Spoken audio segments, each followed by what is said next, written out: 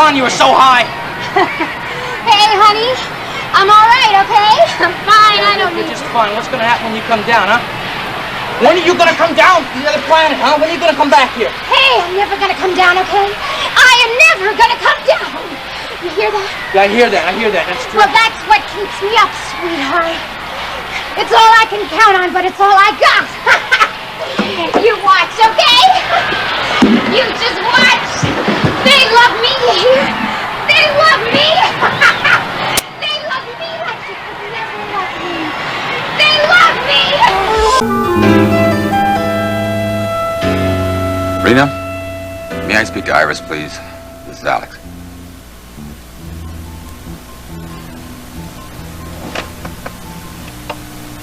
Alex? Darling, I didn't expect you to call so soon.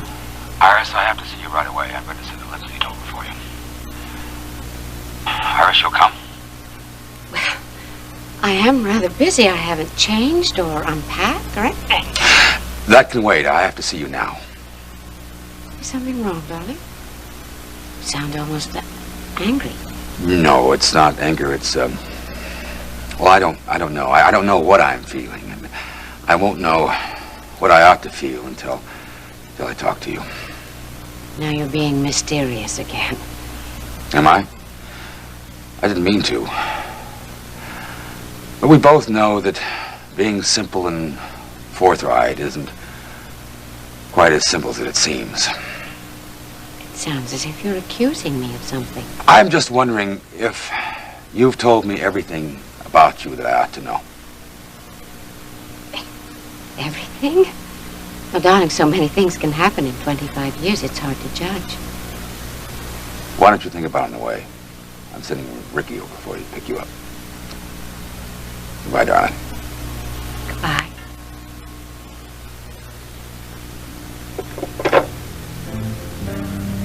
No. Can't be. You couldn't have just guessed. It's not Dennis, then what?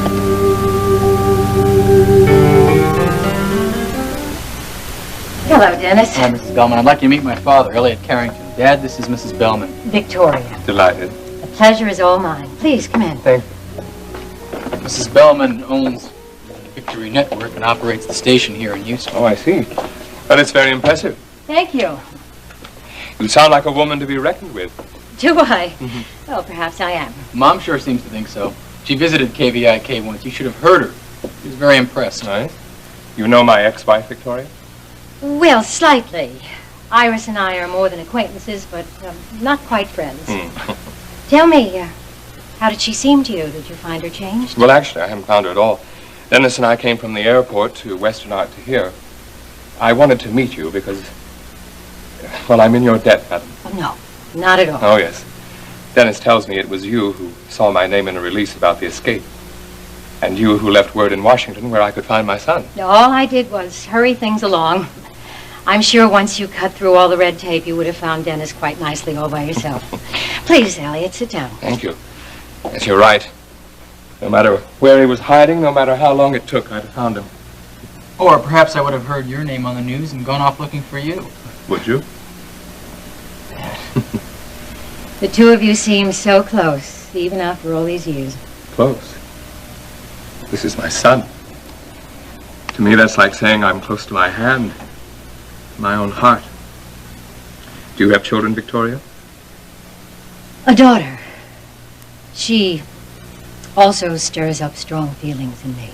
No, then you understand. And you know, too, that no one can love you the way your own child does.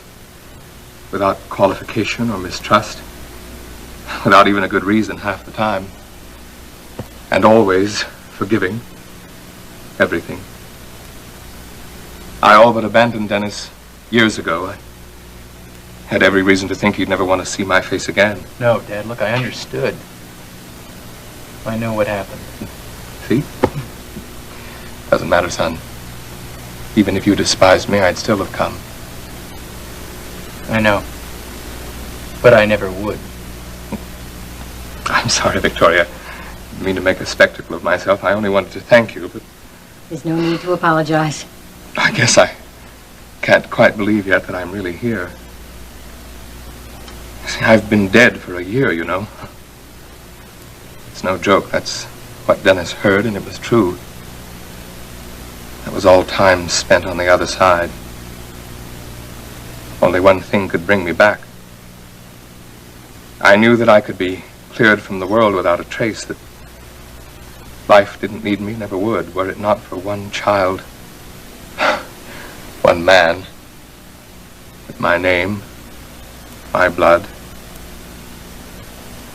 So You came back. I came back. Must seem like a miracle. It does. It is. Welcome to Houston, Elliot. Or rather, well, you will be staying on here with Dennis, won't you? So it's welcome home.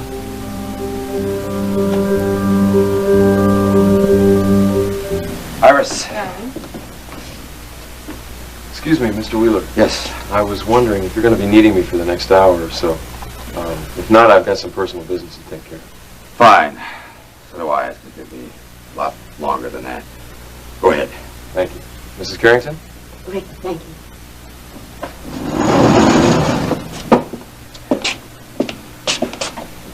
Well. Can I fix you a drink? A drink? No, thank you. Alex. You'll be happy to hear that Terry's all right. Thanks to Ryan and Justin Marshall. What am I doing? You said you didn't want to drink, didn't you? Neither do I.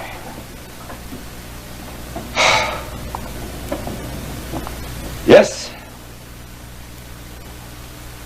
Terry's okay. That's good news.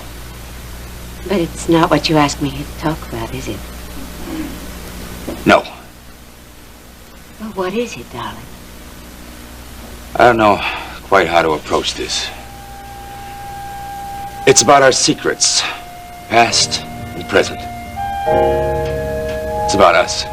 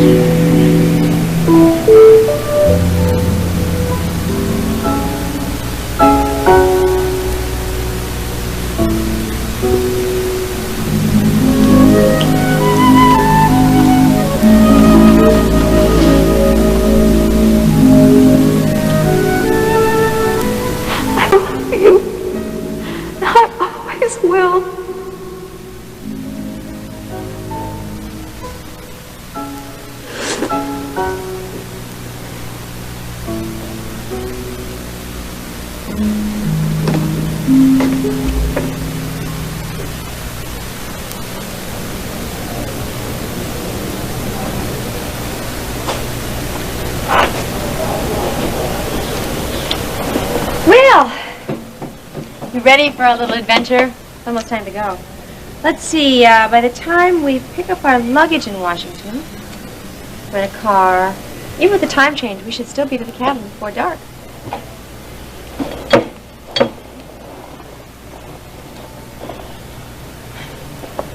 You're not in the mood to travel much, are you? To be honest, no. Courtney, here. Why don't you take your boarding pass? Go up to the counter, there's still time. Get a refund and go home. What? Really, I'm sorry. I mean, Kate should never have made you come with me. Jeb is my brother and my problem, not yours. No, Ginny, I'm sorry. I didn't mean to be so distant or so selfish.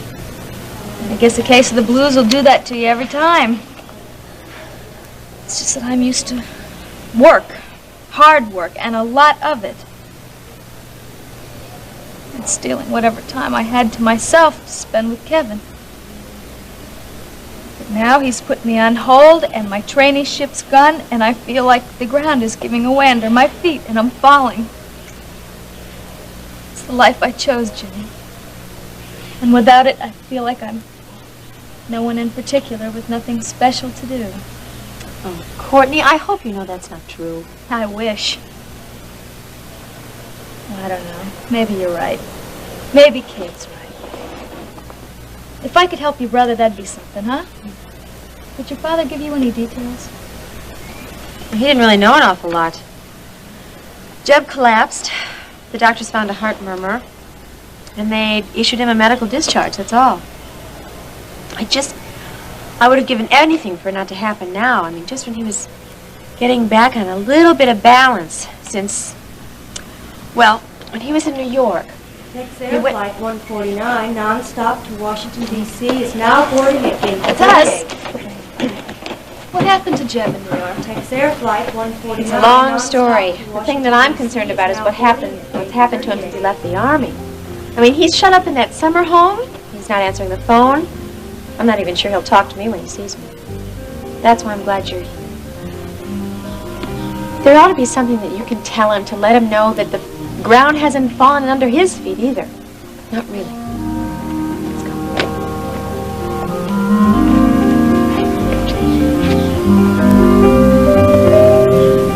Hi. You know what? You are too late for lunch and too early for dinner. It's a story of my life. But I'm not here to eat. I'm just checking up on you. Everything quiet in the neighborhood? I see your deputy instincts have survived that cushy job at the World Building. Not instincts, just nerves after what happened to Don next door. Yeah, I know. Well, don't worry. We are fine. Yeah? Well, then, why did Nita call and leave a message for me to stop by? Well, why don't you ask her that yourself? Come on.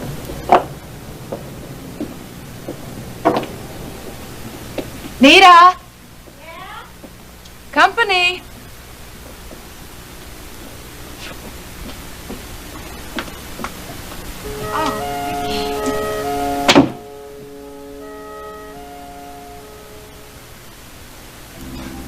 Hi. You're sure looking fine. Thank you. You're not looking bad yourself.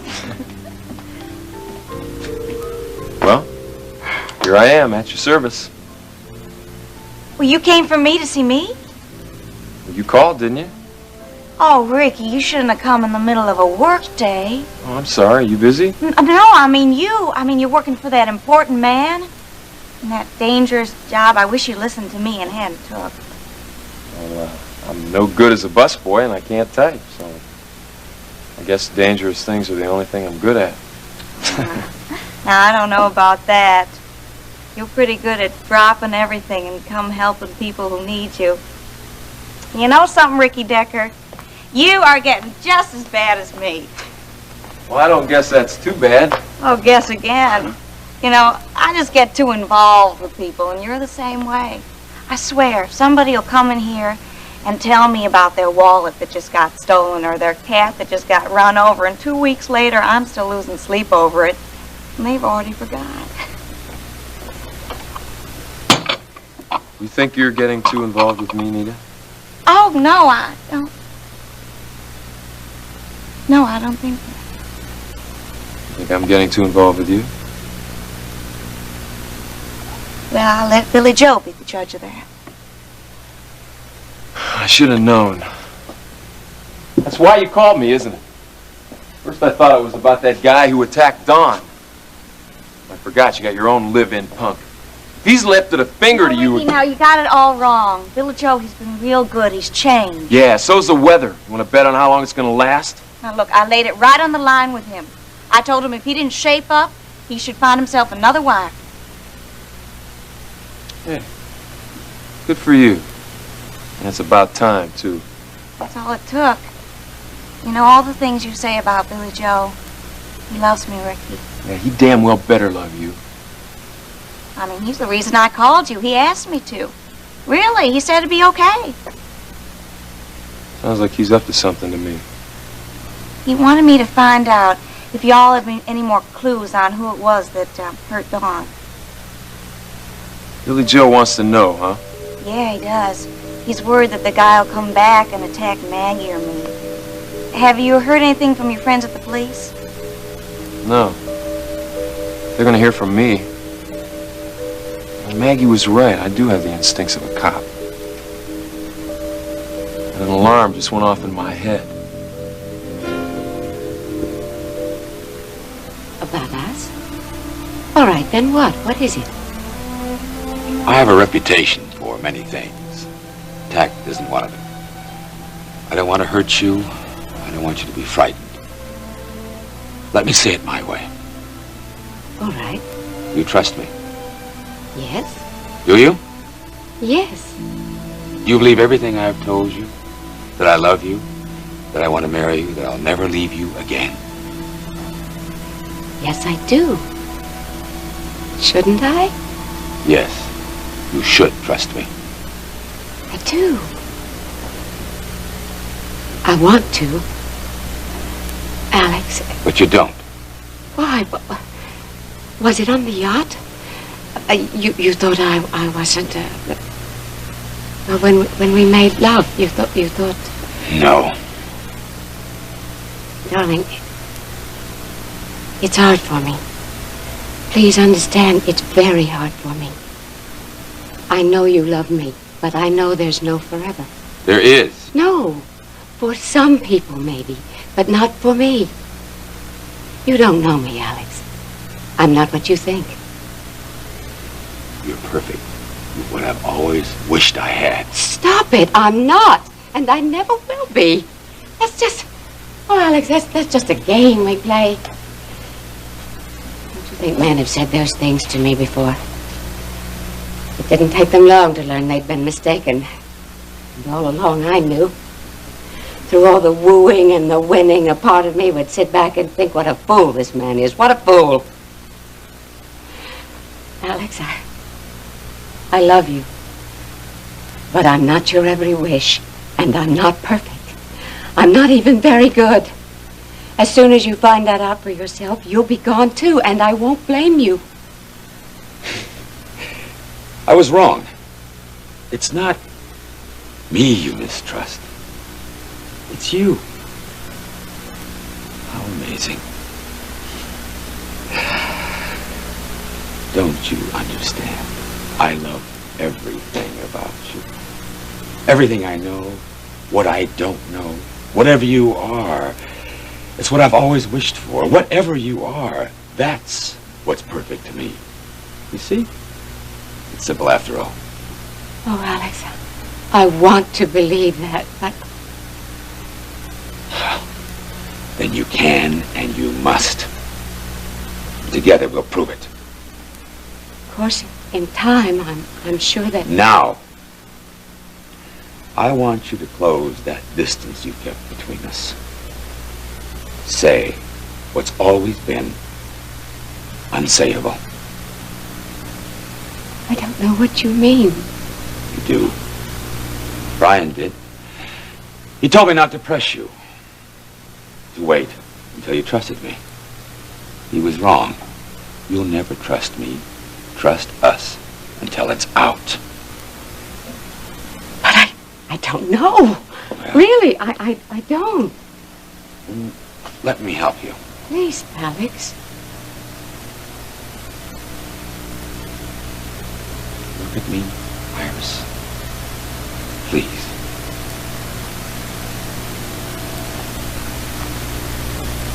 Now,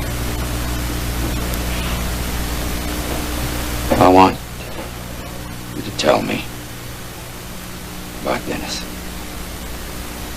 About Dennis? What? What about him? He's my son. He matters very much to me. He's all I had, really. For so many years, all I had. What? What? You know. I don't know how. But you know. You're the only one who knows. Say it. What? Say it. No. Dennis. Dennis. Is? Yeah. He's your son.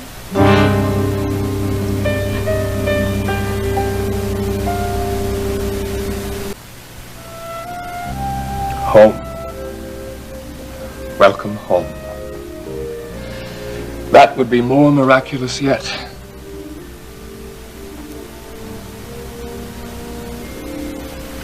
What's wrong, Dad?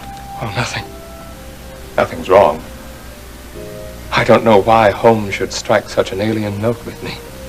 Well, Texas is an alien land, at least to you. My son's here. And that's what matters, isn't it? Everything else can take care of itself. I suppose. But it's been so long since I've been anything but one sort of exile or another. Now to have a home. Look, Dad, you, don't have to stay here. I'm sorry, I didn't mean to presume. Oh, no. It's me. I'm still thinking like the old Elliot.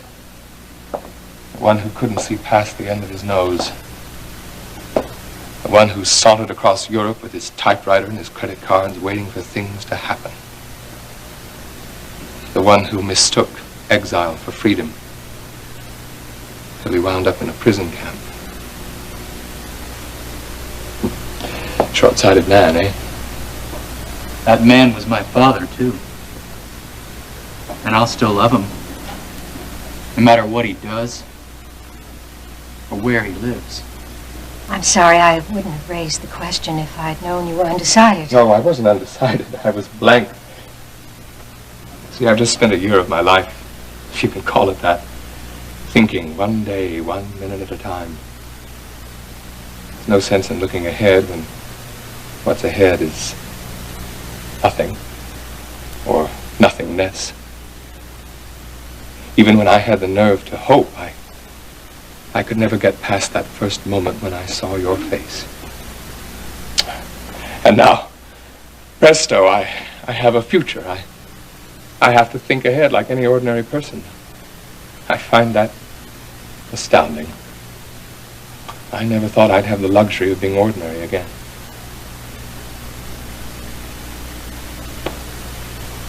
Then stay, Dad. Because I want us to get to know each other better. I want to show you off. I want us to stay together. So do I. There is one snag, though. Ordinary men need ordinary food on the table. All I know how to do is international news. That means traveling.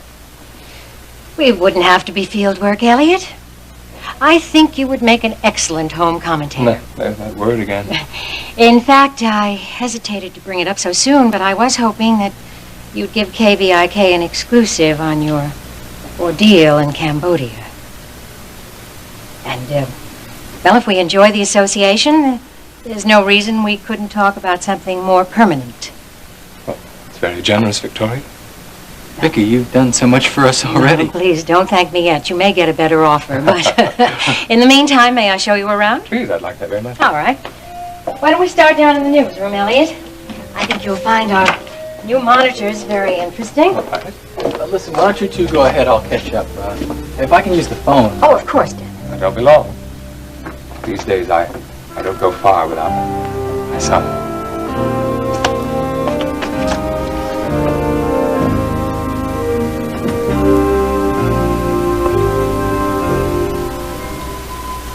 My son. I have a son. Now you see? Now do you understand? When I woke up that morning and you never came back, Alex, well, I wasn't a girl anymore. I became the woman I am, and I swore that love was for fools, not for me. Never again. No, never again would I let a man betray me. I had no idea. My very first thought, before the terror, before anything else, was, good, he left me something. And no matter what happens, I will raise this child. I will give him everything he needs. I will love him as I loved his father. And it may be the only promise I ever kept. But then I did a terrible thing. Wanted many to follow, and perhaps the worst, but I didn't know what else to do, Alex. What did you do? I had no choice. I called Elliot. I knew he was nearby in Paris. He'd been following me all over Europe. He'd even proposed once. I told him Saint-Tropez was dull, that I was bored, but he'd come for the weekend. He did. I steered him into another proposal.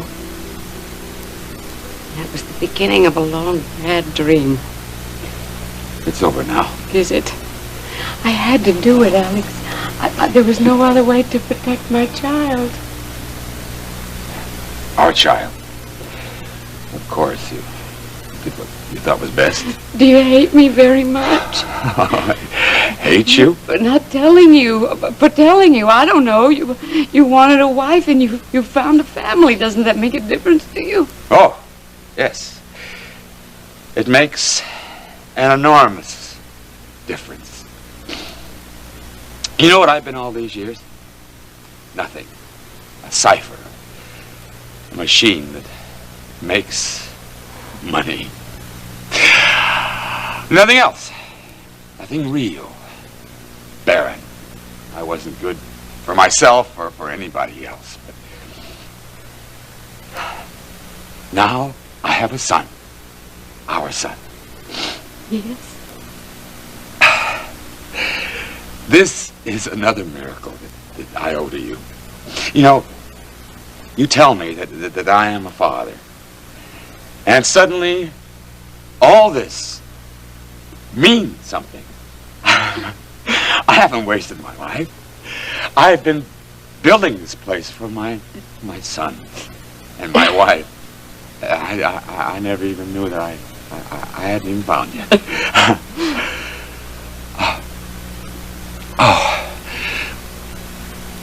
Life. We have made life despite ourselves. That rights all the wrongs. It fills in all the empty space. I didn't know that a person could be allowed to be so happy. It comes from you.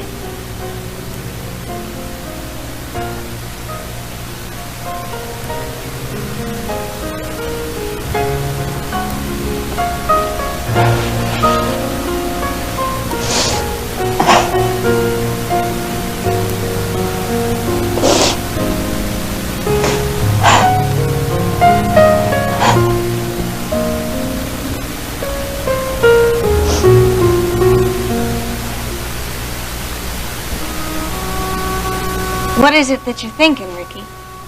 I'm thinking that it's kind of funny for Billy Joe to be so worried about the attacker. Be concerned about how far the police have gone toward finding that punk that worked over Don. No, I don't think that's so strange. Like I told you, he's worried about Maggie and me. Since when? If he wanted to protect you, he'd lock himself up. I don't buy it. Well, what exactly is it that you're thinking, Ricky? Where was Billy Joe that night? Well, the night Dawn was... Yeah, where was he? He was working. Are you sure?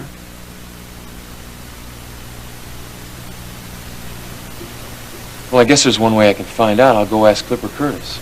Wait a minute, Ricky. This is a terrible thing to admit, but I've already checked. Billy Joe said he was at the top of the World Club, and that if I wanted proof, well, I could go just call his boss. Did you? No. Why not?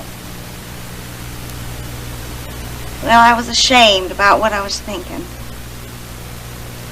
What made you think it? There's some marks on Dawn's face. Looked like they could have gotten there by a ring that Billy Joe used to have. Used to have? What happened to it? Oh, he took it back. Yeah, I'll bet he did. I'll bet he dropped it like a hot potato. No, he took it back before that night. He realized it cost way too much, especially when we're trying to save money to buy a car.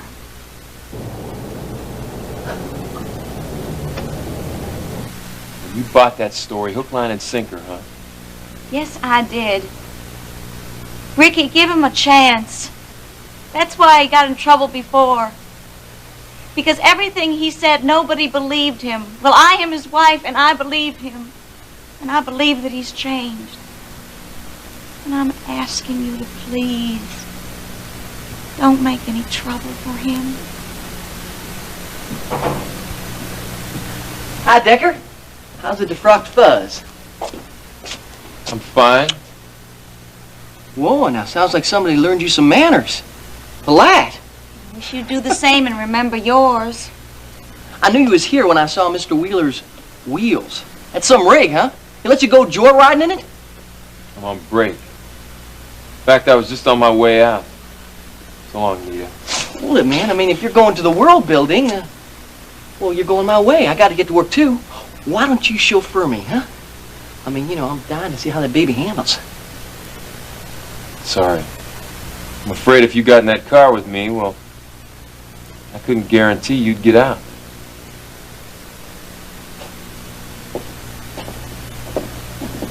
Now, you just calm down. You brought that on yourself. Should've known better. Once a pig, always a pig. No matter what uniform they're wearing. You don't know it yet, but one of these days he's gonna fall right off the top of the world. Now, Billy Joe, what do you mean by that? Well, how about it? I mean, what'd he say? He's got any tips or leads on that maniac attacker? Oh, no, at least not yet. Oh, it's a damn shame. Fine, Mrs. Marshall. And you? Good. May I please speak with Dawn? Thanks. Hi, Dawn. It's me. How you feeling? Pretty good. Pretty good. That's good. Guess what? I've got some great news. My father's in town. Oh, Dennis, that's really nice. You must be really excited. Well, I am, and I want you to meet him. Well, I want to meet him, too.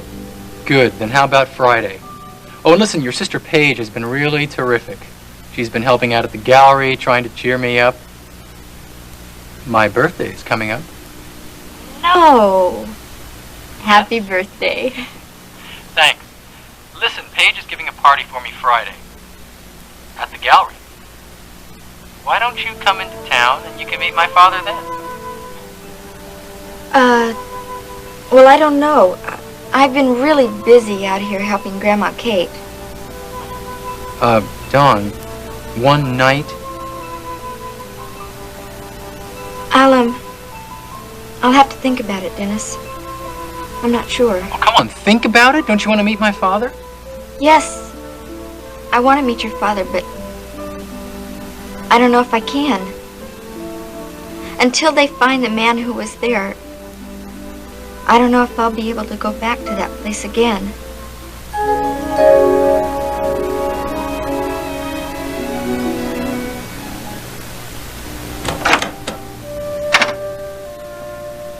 Hello? Anybody home? Jeff?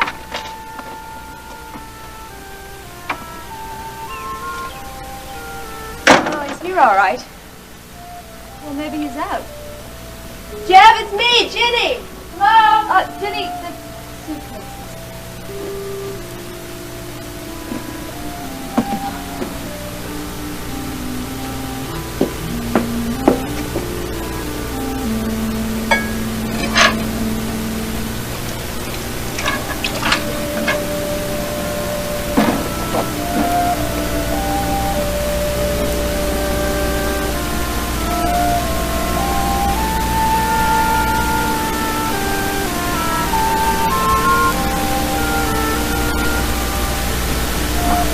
Oh, he must be out. Is this his picture? What? Oh. Yes, it's his army portrait. Well, it's not a portrait anymore. Where's the rest of it?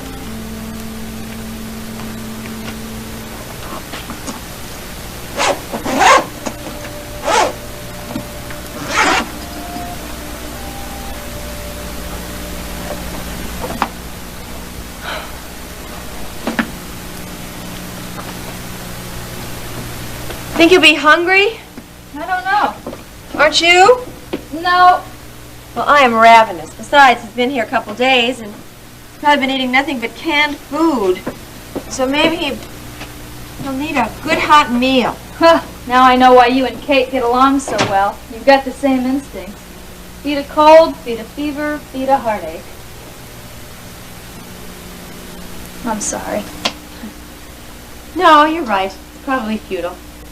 I don't know, might not help, but it just makes me feel better and busy. I know.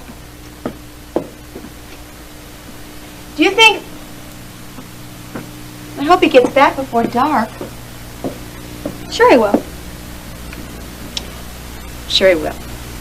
But I don't think I should be here when he does. Courtney, no. Jenny, it's going to be a shock for him to see his sister here, let alone a stranger. You know as well as I do that it'd be better for you two to be alone. Besides, maybe I'll go look for that beach you told me about.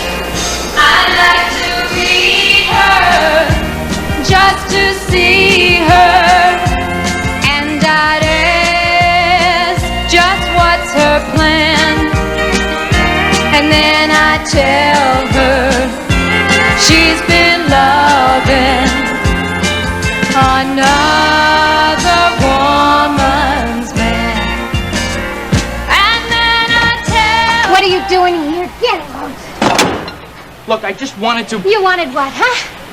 Not me. Yeah, if you had, you wouldn't hit that long, lonesome highway, would you, babe? Or was it too lonesome out there, huh? You're back for a little loving from the old rag doll movie? Tough luck, sweetheart. You can get back on the road. There ain't nothing for you here. Now, wait a minute. Honey, I waited. But you never came back. Because you never loved me. No, only they love me, you hear him? Yeah, I hear him, I hear him. Yeah! They're my one and onlys. Oh, say it again. Look, come on. Are you gonna be all right? Sure, I'm gonna be all right. I'm just a boy. Hey, what the hell do you want anyway, huh? Here, Coke or smoke. Take it and boom out, baby. I want to talk to you. That is all. Okay.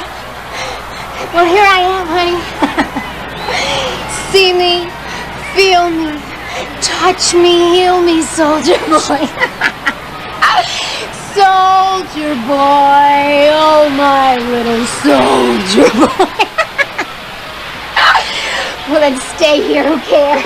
Listen, I care! You're a liar. I care about what you're doing to yourself. What do you want to be? You want to be famous, crazy, or just want to be dead? Be loved. Yeah, well, you're going about that in the wrong way! Then walk away, baby. Just like you've done before, huh? Tough luck, Suzanne. I got me a date with destiny, sugar. Look at you. Is this what ruined us? You know better than that. This right here. See, this is what ruined us. This is why I split, because I wasn't going down the drain that way. Well, pick your own way, sweetheart. It's a free country. Yeah. You're all right. You know, it took you a week to figure out that I was even gone. You were so high. Hey, honey. I'm all right, okay? I'm fine. I don't need... You're just fine. What's going to happen when you come down, huh? When are you gonna come down from the other planet, huh? When are you gonna come back here? Hey, I'm never gonna come down, okay? I am never gonna come down. You hear that?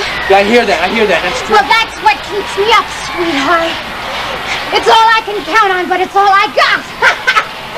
You watch, okay? You just watch. They love me here. They love me. They love me like you could never love me. They love me. They love me. No, please, no.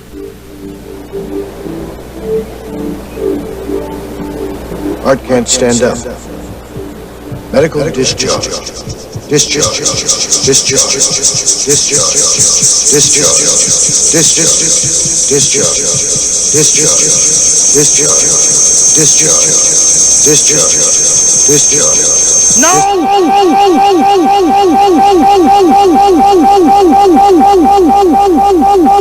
Hey, wait! What are you doing?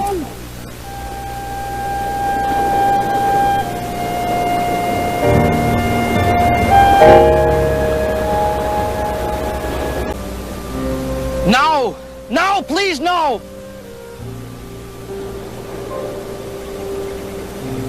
Art can't stand up. Medical discharge. Discharge. Discharge. Discharge. Discharge. Discharge. Discharge. Discharge. Discharge. Discharge. Discharge. Discharge.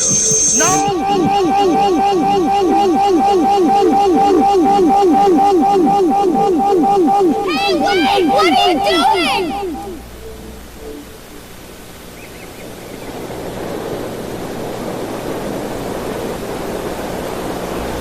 I thought I was alone. Well, me too. I was walking. Well, don't let me stop you. Are you all right? Yeah, I'm fine. I'm all right. Well, I heard a cry and I thought someone was in trouble or in pain, or... Was it you?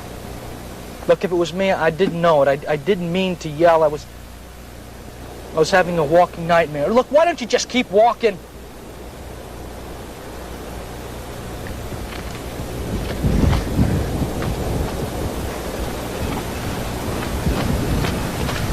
Look, I've had my share of nightmares lately, too. It's just that mine were never in the daytime, that's all. Hey, you weren't really going to throw that guitar down on the rocks, were you?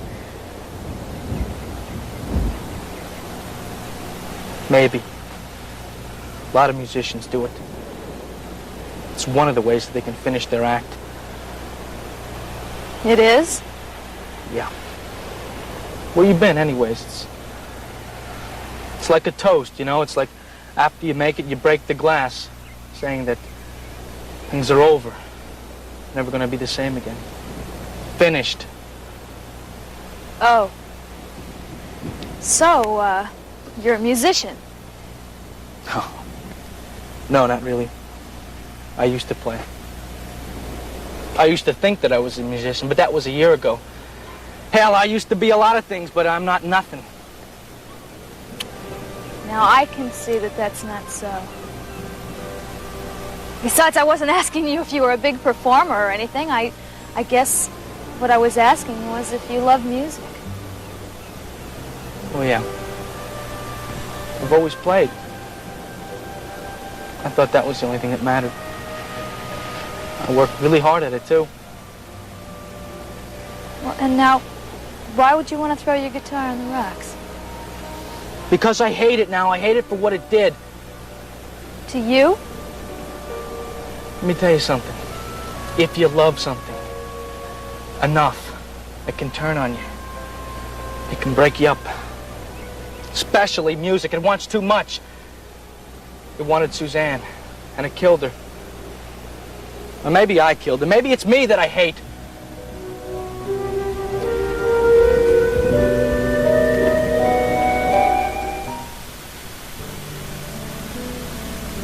There aren't words to say, but making love to you is wholeness, completion. I feel like I'm at the beginning and the end of of time all at once. That we are the universe. No. Words can't explain how love feels. I know. I should tell you. Something bothers me a bit. What? Why you didn't, or thought you couldn't tell me sooner about Dennis. Oh.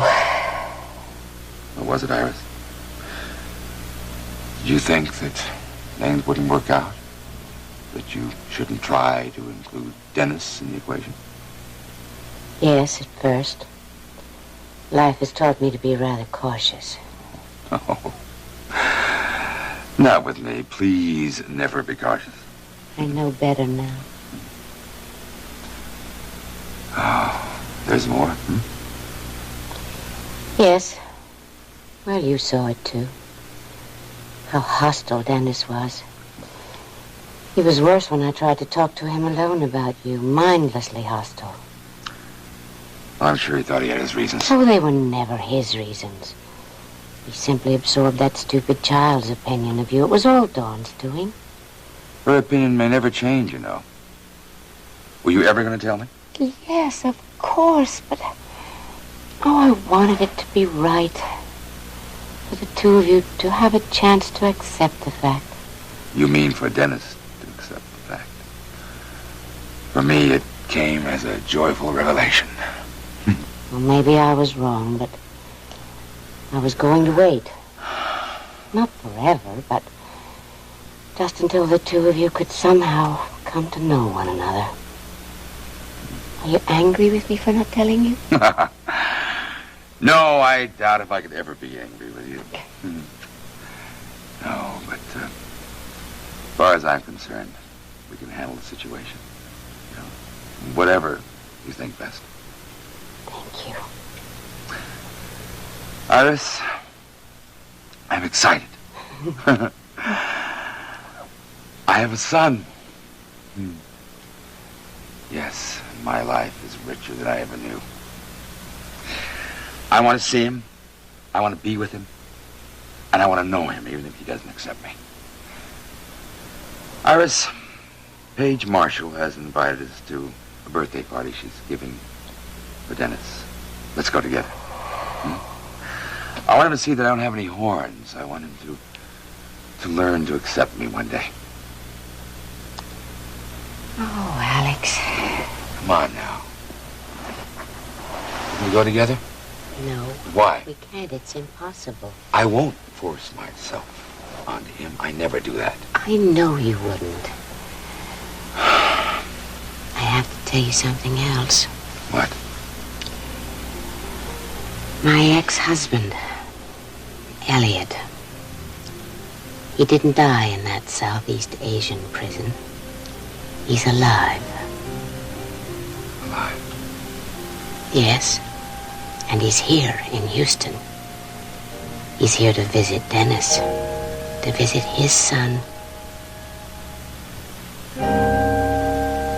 Look, Dawn, will you at least think about it? I just don't feel ready.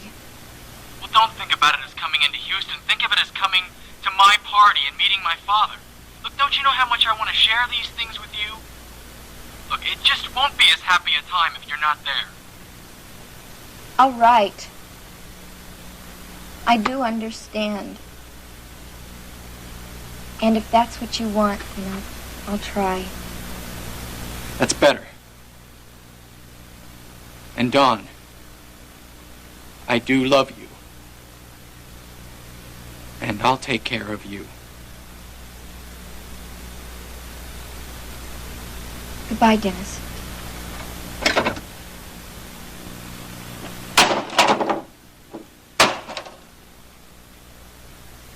I get my hands. Back so soon? Well, I think I got the full tour. Sorry, I meant to catch up. I was just lost track of time. I was talking with Dawn. Ah, you're intending? Yes, the girl I'm going to marry. I was telling her how much I wanted the two of you to meet. Oh, Dennis, how is Dawn? About the same? Have they caught that dreadful man yet? Dawn was attacked recently. She was in the gallery alone one night. No. They haven't caught anybody yet. Well, do the police have anything? Police don't have any idea. They'd probably be just as happy to catch him after he had a second chance. Surely they're working on it. Oh, yeah, I guess they are. But it's just that I get so mad. Dad, I never thought that I'd ever want to kill anybody. But if I get my hands on the one who did it, I'll kill him. I understand how you feel, son, but go easier on yourself. What do you mean? Well, I mean you're blaming yourself for what's already passed. I know a little bit about that. I've got some ghosts of my own. Visions from the past I'd like to smash and be rid of, but I'm trying merely to banish them. Dennis, your father has agreed to let us interview him about his experiences in Southeast Asia. So I thought I'd take the both of you out to dinner tonight so we can get to know each other. Well, that's very nice. Fine, then. How about the Top of the World Club? Sounds great.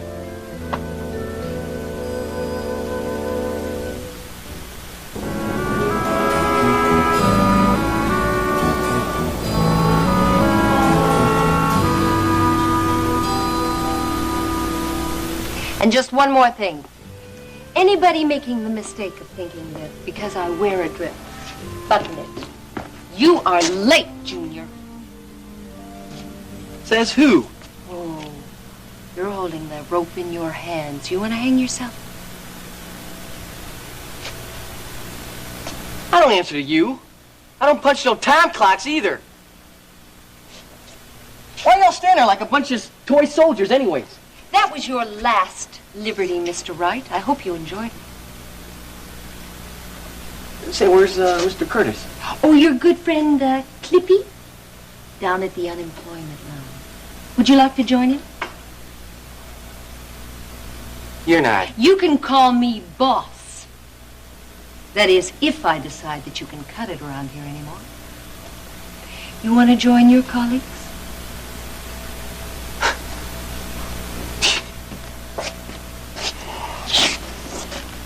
Thank you. So, as I was saying, you give me your hearts and minds, and I will give you your paycheck. All right? Everybody back to work. What's happening here? Cook getting tired or what? All I know is Curtis got himself fired and the Dragon Lady got his job. I said work! Hey, want your jobs or not, huh? Okay. Jerry, I've got a little extra gig for you on Friday, a little party at the Western Art Gallery. But we'll be back before the late show, okay? You got it, babe. Good. I like a man who knows how to say yes. And you can come too, Junior. I can use you to set up the bar. Hey, run this all by me again now. You're trying to tell us that Clipper's out and you're in? Oh, what a mind.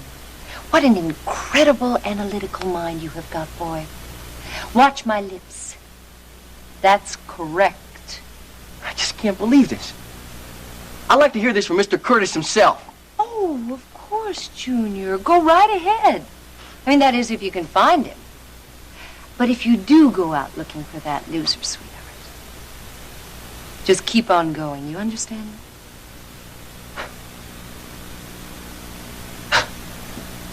I'm all yours. Oh, great.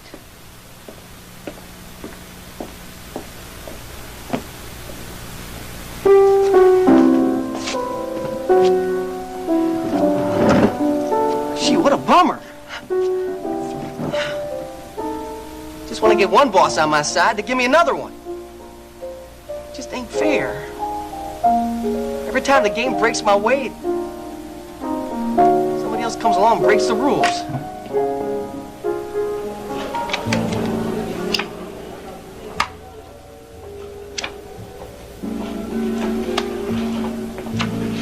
Hey, cheer up, man. Hey, Come on, join the party. I don't want to. Oh, what's the matter? Lost your girl? I'm a girl. Look, why don't you just give me a kiss to seal the invite, huh, baby? Yeah, that's the stuff. Maybe a good party's just what I need, huh? A little luau. Hey, Terry, come on. We're invited to a party. What do you think you're doing here, Clifford? Hey, what's to think? I live here, too. Look, would you please be serious? Hell, I'll probably even be able to pay the rent for another month. I mean, why didn't you finish out your day at the club? Are you kidding? For what? St. Alex fired his bad boy. You think I'm hanging around that place just to pad my hours? Well, they had a few more important Look, he's things the saint, not me. When I'm done, I'm done. Which brings me to the big question of the day. Are you cutting me loose, too? I mean, how does it feel being engaged to a guy who's unemployed?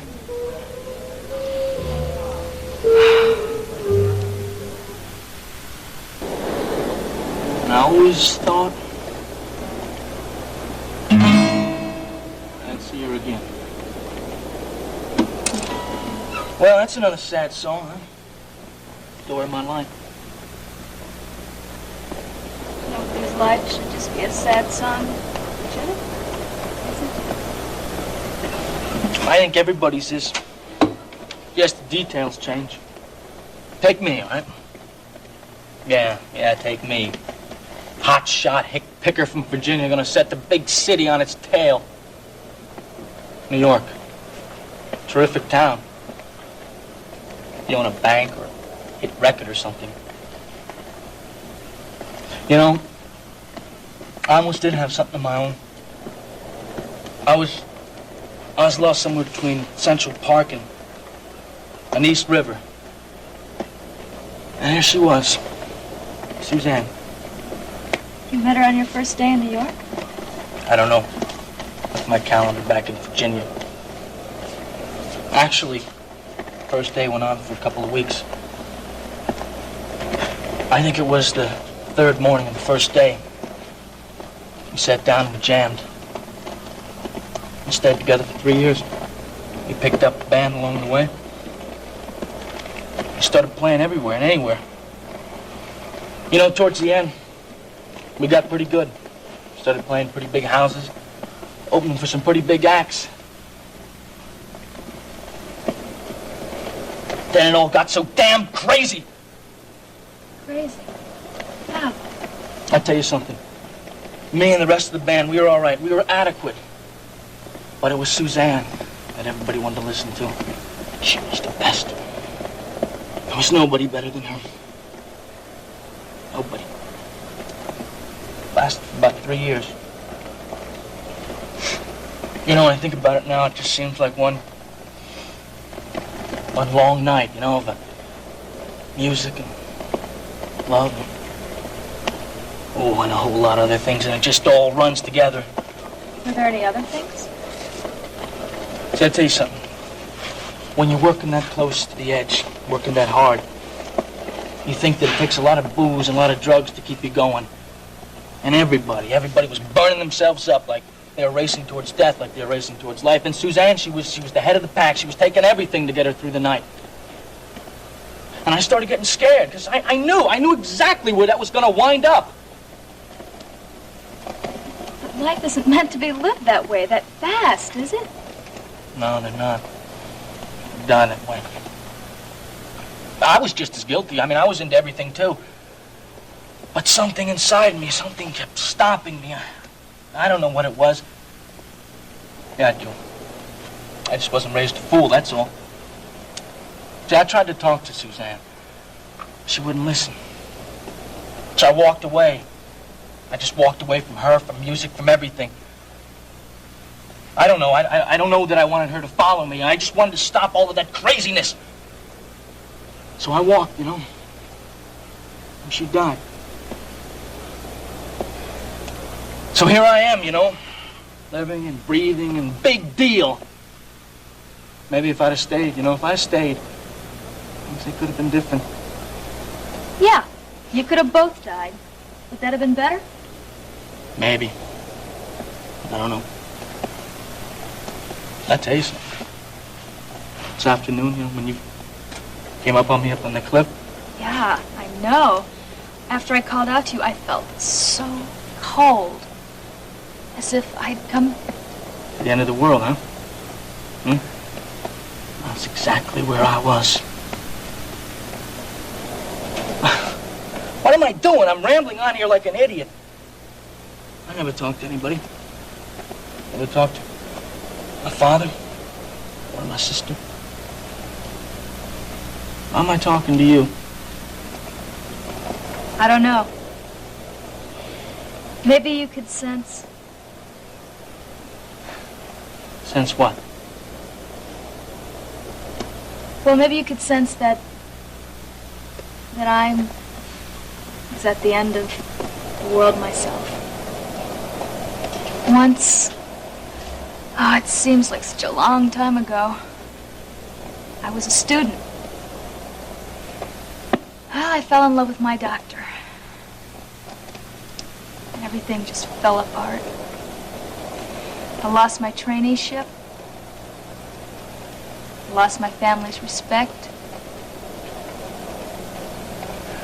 You lost your teacher too, huh?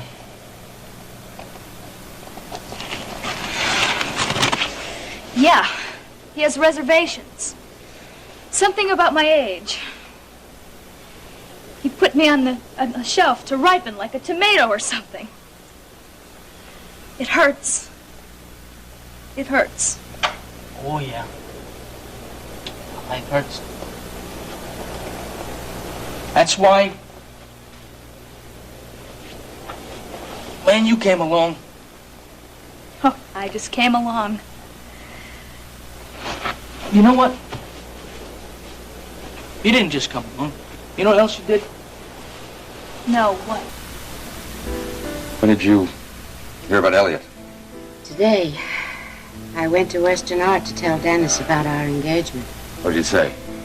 He wasn't there. Paige was, and she told me. Ah, then you didn't see him. Nope. He was at the airport meeting Elliot. Oh, Alex. Elliot is the only father Dennis has ever known. He must be having an intense reaction to having him back again. Suddenly, as though returned from the grave. It must seem a great gift to Dennis. Of course. You see how this complicates things? Yes, but that doesn't change our love. No, nothing could. But darling, given Dennis's love for Elliot, I think it's only prudent, well, only decent, really, to wait until Elliot has gone off chasing whatever assignment he chooses before we even think about telling Dennis that you're his father, not Elliot. I agreed to let you pick the moment. Well, I know, but do you still feel that way? Can we keep our secret just a little longer for Dennis's sake? Of course. But Iris, that doesn't change the joy I feel of knowing that I have a son. That we have a son, even though he may never accept me. He will. He will. All right, then. I want to celebrate this revelation. All right? I want you to stay and have dinner with me at the club. I'd love to. Yeah. All right. Good. Then I'll call Ricky. Tell him not to wait to drive you home. And then we'll come back here afterwards. It's just what I want. Oh, I have an idea. Can you ask Ricky to drive out to Rena's and get me another dress? Let's get dressed up for our celebration. Okay. I love being here with you.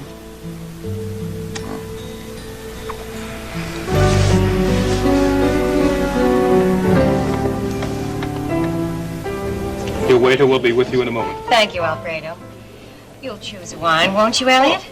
The pleasures of a free country. Dennis, Elliot, how nice to... No, please, keep your seats. And Vicky, welcome. Thank you, dear. My entertainment editor tells me you have a smashing show here. Oh, how nice, Vicky, thank you. Well, I have more than that now. I have a wonderful club as well. I was named manager today. Oh, congratulations. Oh, really? I hadn't heard. Yep, the whole show is mine now, and I love it. So if you have any complaints, please bring them straight to me. Oh, listen, I don't think you'll get any complaints from this table. At least not from me. Now that I have my father back again, I couldn't imagine complaining about anything. Who's happier? The son who finds his father, or the father who finds his son? Or the girl who finds her home. Won't you join us, Paige? Oh, I'd be delighted. I can help you celebrate your good fortune, and you can help me celebrate mine.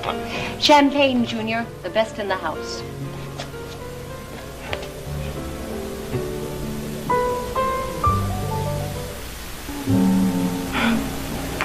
I can't even believe you'd ask that, Clipper. What kind of marriage would that be? Do everything on your terms anytime you had the whim to just go? Hey! I'm an old-fashioned guy, baby. That's what made you crazy about me in the first place. Yeah, I used to think you were. Now I know you were just dishonest. Hey, I was not Clipper, dishonest. You were dishonest with me.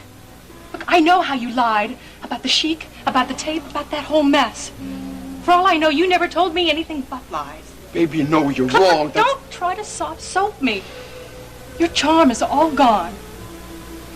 You did lie, over and over. You said you didn't know any more about who killed the sheep than you told me and Alex. Yet you had that tape the whole time, showing the murderers.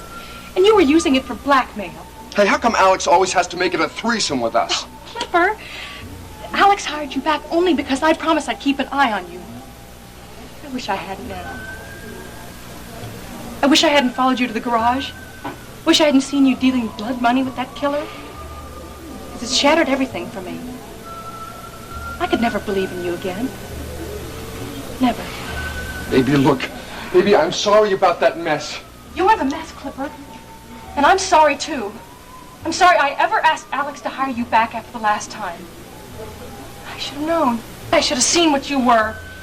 You saying you won't go to bat for me again?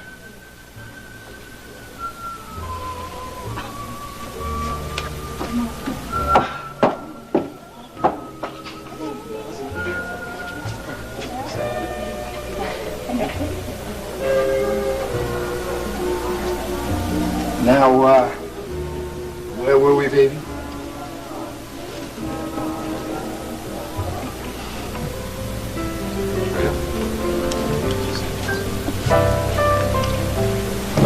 Mom.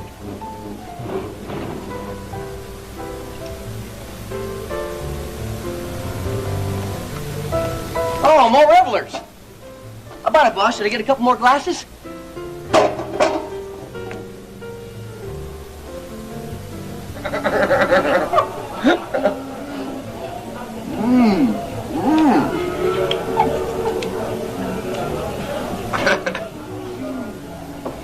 You're cute.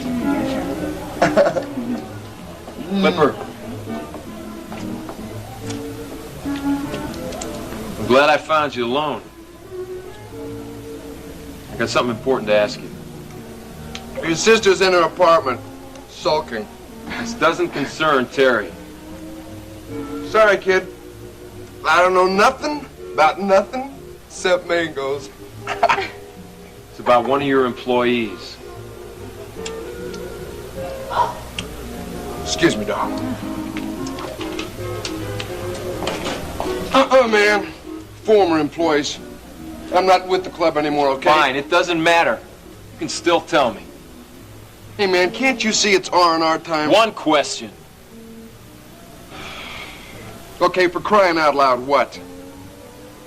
Billy Joe Wright. Was he working in the club on the night of October the 8th?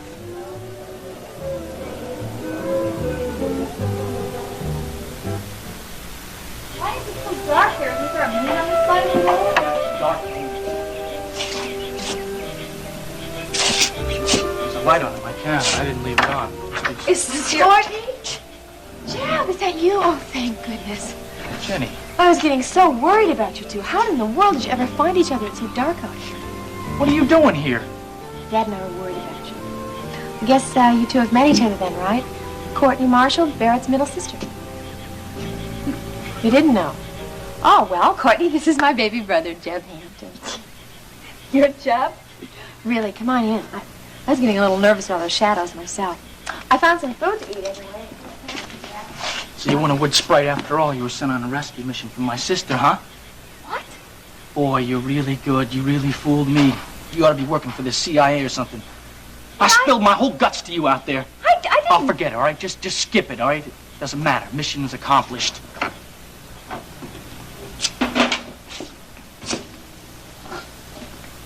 So, how you feeling? What are you doing up here? Did Dad send you up here to mother me, or was that your own idea? I can take a small vacation. This place belongs to all of us. Ah, come off it. Come on, I know as well as you do that both you and Dad think that I can't even tie my shoes without help. That's not true. Dad and I were worried about you, and you know that. Oh. But there's no reason to apologize for Ken either, or to be resentful of it. Terrible, isn't it, Jeb? I was just worried about you, and I know how down you've been. I wanted to be here in case you needed me, that's all. Hip, hip, hooray. Family isn't dead in America. No, it isn't, and I'm glad it isn't. Well, so am I, considering I'm such a helpless baby. I mean, everybody knows that I'm made out of matchsticks. That I'm gonna crack up and burn if you look at me too hard. Jeb, everybody goes through hard times. Hard times? I'd say I'm living a hell of a nightmare right now, wouldn't you say so? I know you are.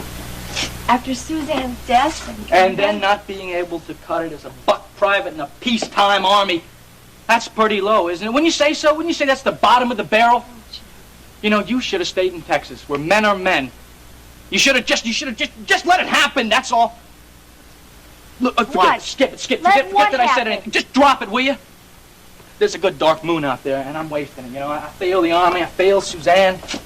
I'm apart for either one of them. Your self-pity is misplaced, you know. A problem with your heart isn't exactly a failure. Yeah, well... You can't blame yourself for that. It dropped me right out of the Army. So where am I supposed to go now? But it isn't necessarily a permanent problem. Didn't they tell you that? I didn't hang around for post-mortem. Well, you should have. Maybe you wouldn't have fallen in such a big hole. Tell she doesn't know what she's talking about. Jeb. What? Courtney's a doctor. I came to check your medical records. And you. As well as I could without diagnostic tests. You're a doctor? Yes. And one who wants to help you. No help wanted. Doctor.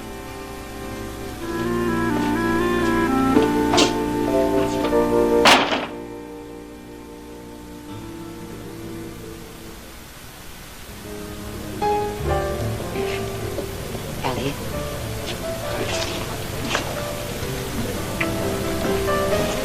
Well, since everyone else knows everyone else, Alex, I'd like you to meet Elliot Carrington. Elliot, Alexander Wheeler. Hello. We were just celebrating a rebirth tonight. We thought Dad had died in Cambodia. But he was in a prison camp and he escaped. And he's back now. My father. That's what we're celebrating, Mom. And I understand that you and Alex have something of your own to celebrate. An engagement, right? Well, since we all have a toast, let me add another one, if it's all right with Elliot. I'd like to toast his new job as a correspondent for KVIK TV. Elliot? Well, I have to admit, I like what I've seen of Houston so far, and I like nothing better than being with my son. So, yes. Let's drink to that, too.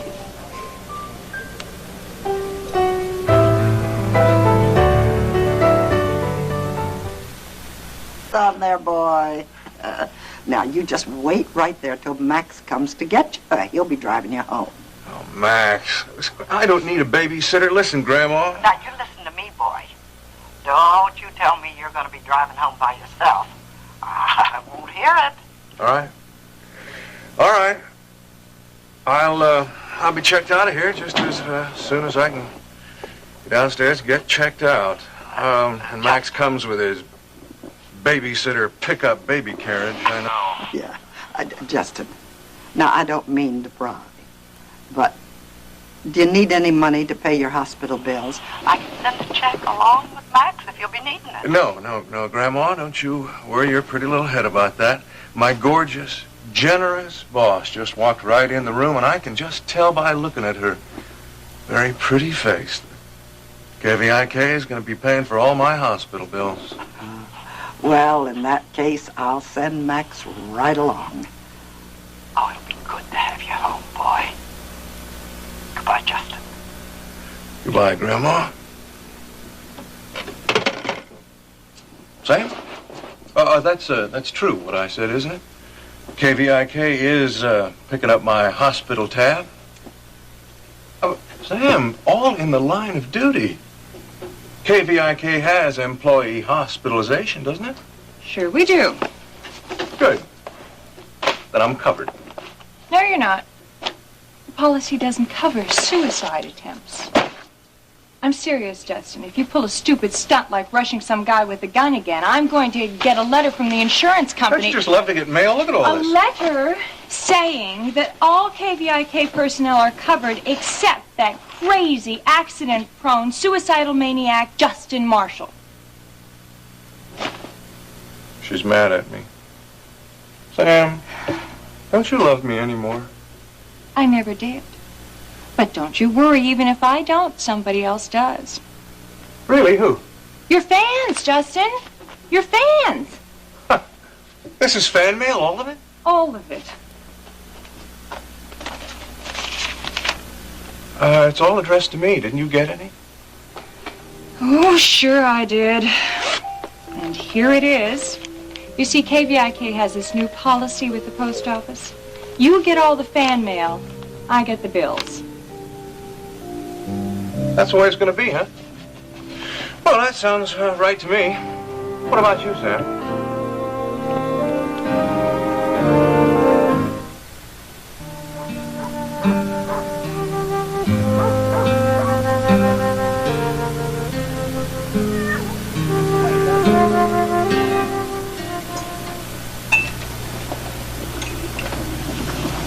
Are you all right, child?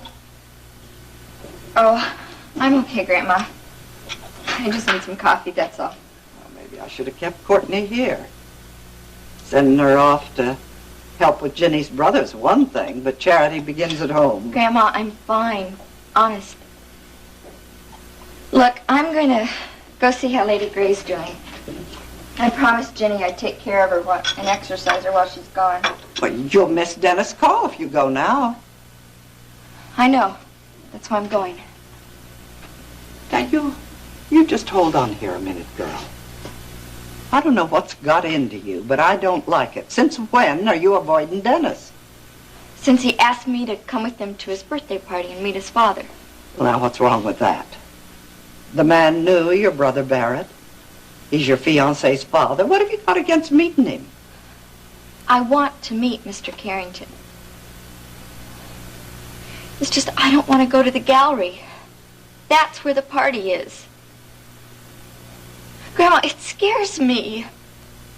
Why don't you understand? I understand more than you think. Now, I understand that you're avoiding Dennis and the gallery.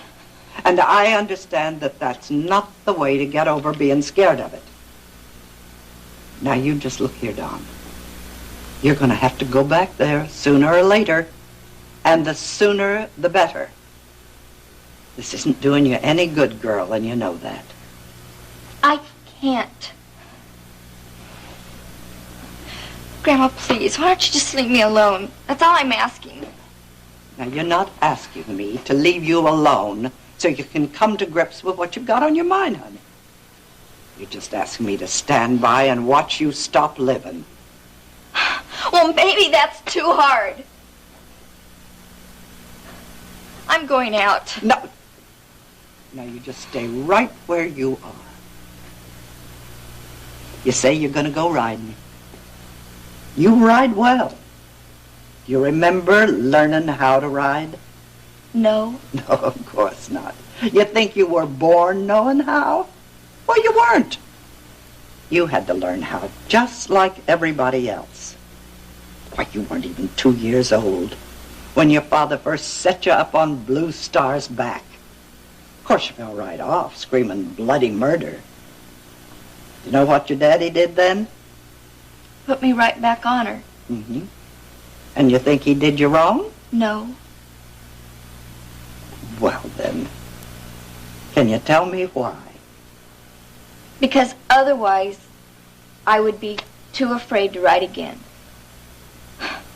But, Grandma, this is different. No, it isn't. You never would have known you had a gift for riding. You never would have known the thrill of it unless you'd kept at it. Honey, what makes you think living's any different? Now, you've got a gift for living, too. But you're never going to realize the joy of it until you get back on that horse again. Now, you go call Dennis, baby. Tell him you're coming, and the sooner he gets here, the better.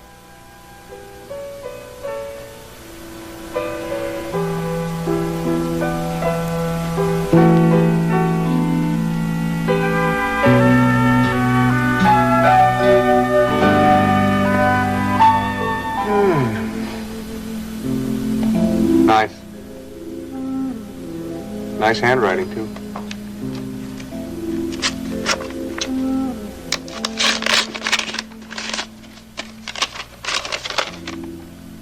To Justin, I love you. That's what it says, Sam. It's right here. Are you married? I am 19 years old. Well, I am no cradle robber. Still, Justin, what are you doing? I'm trying to get organized. The marriage proposals over here, the other proposals here, and some offers here. Let me see what this one says. You're disgusting, Marshall. Do you know that? If it weren't a federal offense to interfere with the mail, I would have burned all this mess. Miss your chance to play Santa Claus? Sam, I'm having a wonderful time. What, are you afraid this is going to swell my head or something? The size of your head is no longer any concern of mine. You're no longer associated with KVIK Sports. What do you mean, Sam? These were wounds gotten in the line of duty. You can't fire me for that. I mean, what'll the viewers say?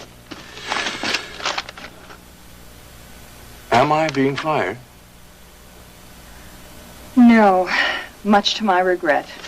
You're being transferred or something. To what? For what? Well, since your fans are clamoring to see so much more of you, Vicky's decided to give you more exposure. You're being moved up, over to the news. Alone? Just me? No, with another reporter Aunt Vicky just hired. An international news type. A biggie. Elliot Carrington, Dennis's father. Well, then you won't be my boss anymore? Doesn't that just break your heart? But if you prefer, you won't even have to have anything to do with me anymore. Suppose that's not what I prefer. Suppose since you're not my boss anymore, I prefer to see you after working hours. Justin, Sam, are you afraid of being my equal instead of my boss? Oh. Well, that's right, isn't it? What's the matter, Sam? Are you afraid you might enjoy yourself?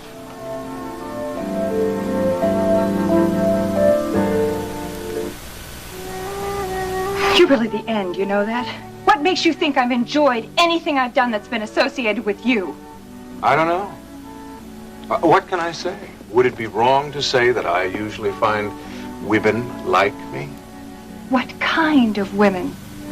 Those European types? To me, you're loathsome. Sam, you don't mean that. Yes, I do. Now stop it. You've been in Europe too long, pal. What can I say? You're just sleazy. All wrong. A low blow. You see before you the all-American boy, all guts and a mile wide, the pride of Texas. Unfortunate, but true. And you can just keep on doing bigger and better psychopathic feats. Who knows? Maybe someday you'll become the pride of Alaska, you nut. Oh, I'm so sorry. You all right? Yeah? Huh? Yes, I'm fine. I'm terribly sorry. Did I hurt you? Hurt old Max Decker? He's as tough as a pine board and meaner than pickled sin. How do you do? Well, I'm a finer than frogs here, good looking, and how are you? That lady whose hand you're still holding happens to be my boss, Samantha Walker. Oh, I'm sorry. Excuse me, Sam, my former boss. Former boss? You fired him, huh? Well, I can't say I blame you. All that crazy stuff he's been pulling lately, maybe getting fired will knock some sense into his head. I'm with you all the way, man. I can't believe it. You have a sane friend. Well, I hope to meet you sometime again. Same here.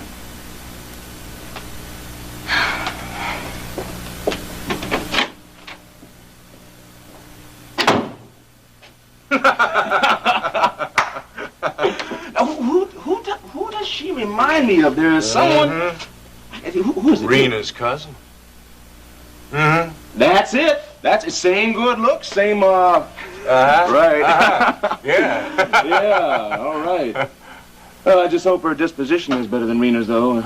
Rena Cook, boy, she is spoiled rotten to the core. Do you know that, or are you just guessing about things like that? Well, it doesn't take much knowing to figure her out. But no, I don't know her real well. Oh. No, she just comes by the ranch to, go ride and look at some land she wants to buy, stuff like that. And you ride with her, of course.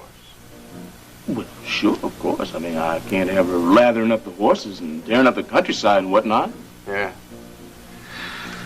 Well, that sure sounds like Rena, all right. And the more you get to know her... Well, we didn't get to that stage yet. I'm just getting to know the lady. And I might add, she's getting to know me. And there's not a thing about me she likes.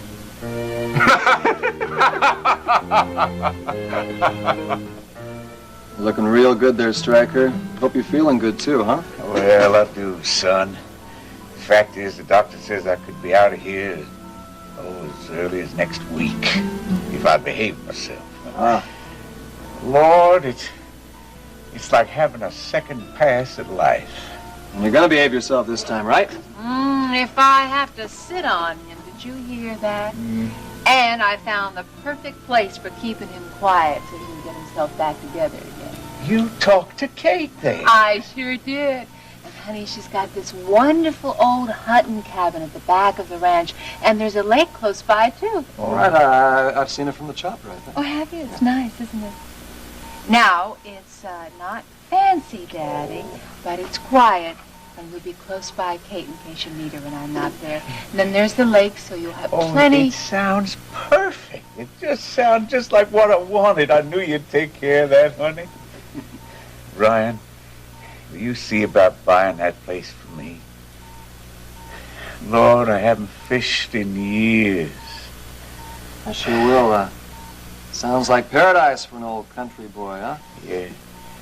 You put that land in Rena's name, not mine, you hear? No, Daddy, you don't have to do that. Now, look, honey, it's time we all owned up to the truth about my health.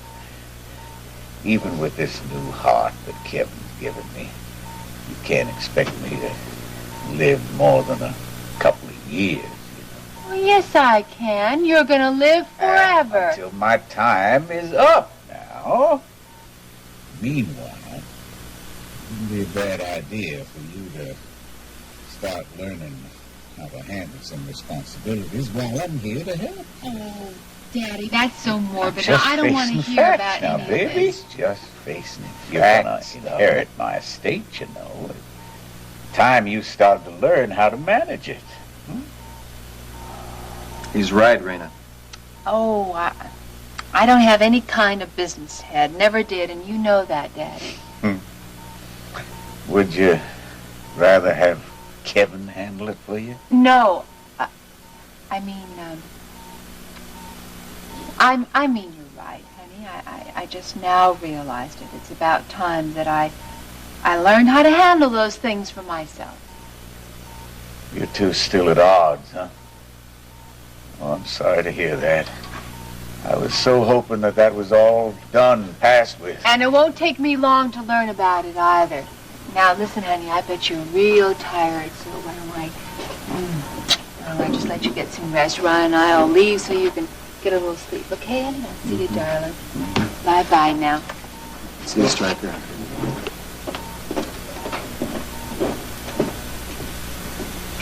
I always thought I was pretty good at quick escapes, but what was that all about, huh? Stryker doesn't know that I'm divorcing Kevin. And don't you tell him yet either.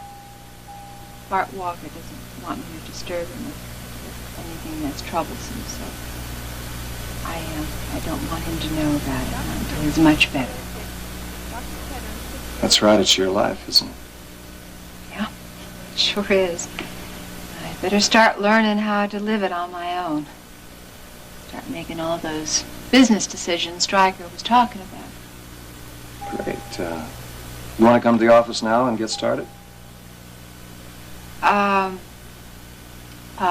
I take tomorrow would be better, Ryan. I've got some other things I've got to take care Sure, of. okay. I'll see you tomorrow then. Ryan? The divorce petition. Do you have it already? Well, as a matter of fact, I do have some copies right here. Let me see. These are yours.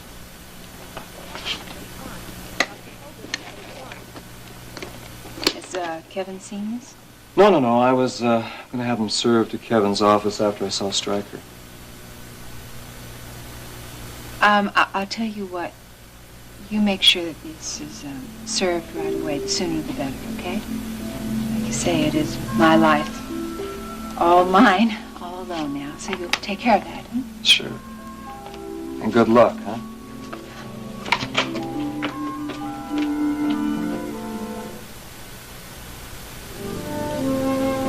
Hi, Don. How you feeling? Better than yesterday, I think. Well, that's good news. Does that mean you're planning to come to the party?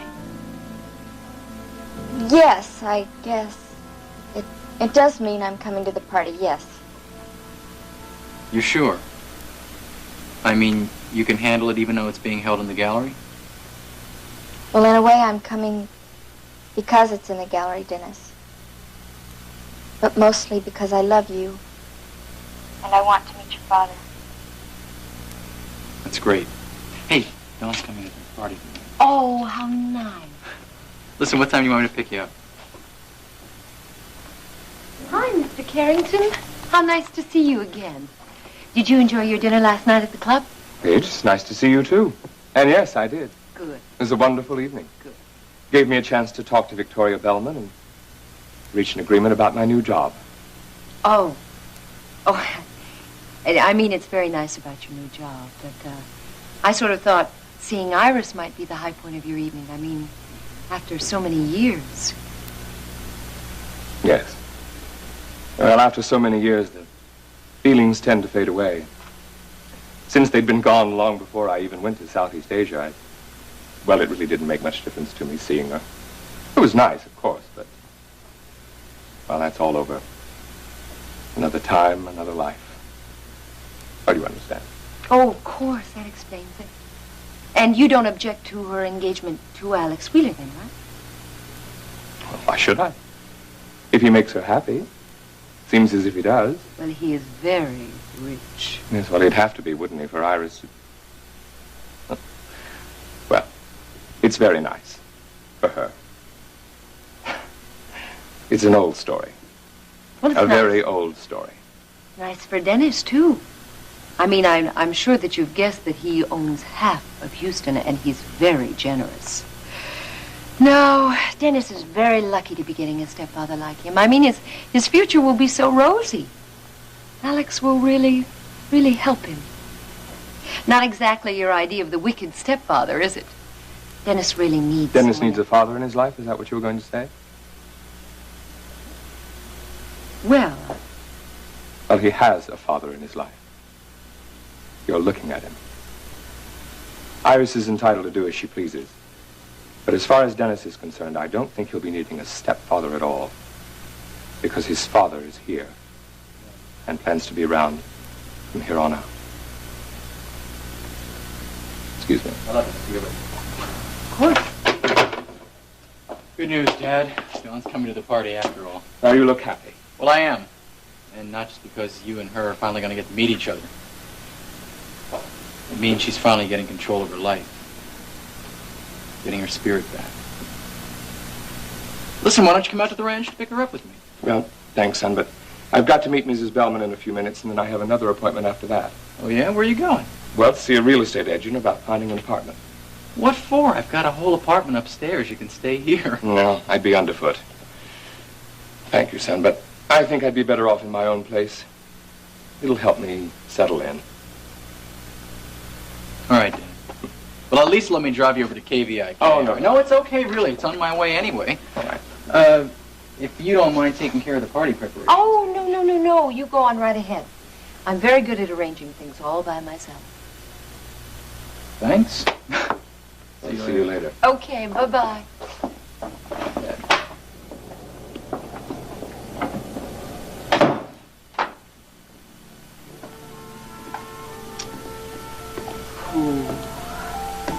You better believe you'll see me again, Mr. Carrington. Darn it! Can't let that man get in the way of getting Alex and Dennis together. Well, you better move it, Paige. You have got a lot more arranging to do than just that party.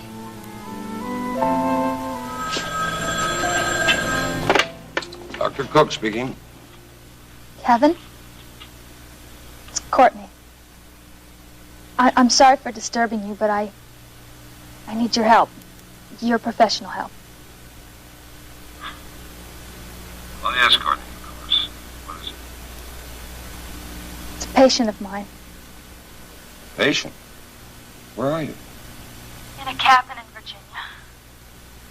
My sister-in-law, Ginny, asked me to fly here to take a look at her brother. Go on, I'm listening. He's an Army recruit. Well, he was. But he collapsed in his barracks and the Army discharged him, said he had a severe heart murmur and that he probably shouldn't even have been inducted in the first place. Say, well, what's the problem? Do you want me to examine him, see if he's operable? Well, I'm pretty sure he is operable. The problem is, he won't let me near enough to find out. Kevin, he is so resentful, so bitter at being rejected from the Army. He's the most uncooperative patient I've ever had. He'll barely talk to me, much less listen to me. He won't even let me see his medical records, and the thing of it is that if all he has is a heart murmur, it's likely it's just a leaky valve that can be replaced, but he won't even listen to me. I'm just so frustrated. And you want to help him? Yes. Very much. But I can't get through to him. Everything I say, he just... Kevin, I know I'm not your trainee anymore, but I need your advice. Would you help me, please?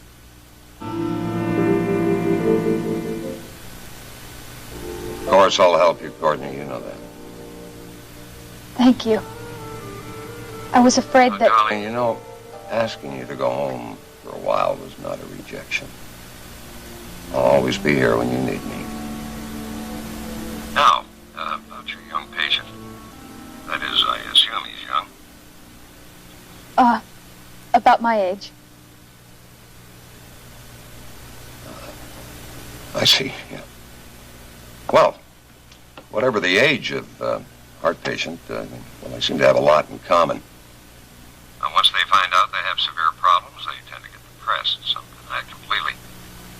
Go out and stress themselves deliberately to prove they're all right. Others go to the opposite extreme. They start plain dead before they have to.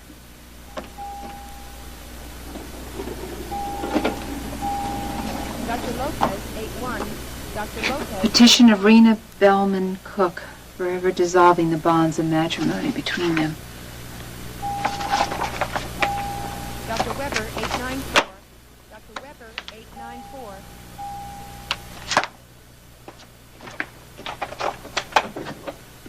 Hi, honey. Hold on, please. Rena, what is it? I'm in the middle of a consultation. Oh, that's all right, honey. I understand. I'll wait. I'll just wait here. Thank you. Let's see, where were we? As patients like that can usually be brought around as long as they feel that someone cares. So if you do care, show it. You need to offer the patient your warmth, your strength, Cleveland.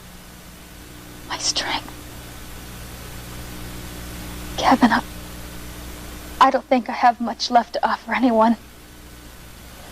Of course you do, Courtney. You're one of the most stable and most mature people I know. Thank you. But I've gone through so much lately that I think I've run short. I know you've gone through a lot, but I know you've got reserves you've never had to tap before. Reach down inside yourself. You'll find it. Think that someone needs you. I hope so. I guess I need to be needed. Kevin, if I can talk Jeb into coming to Houston, would you consider consulting on his case? You have to ask. You know I'll help you any way I can. Just call me as soon as you know one way or the other. I'll speak to you soon.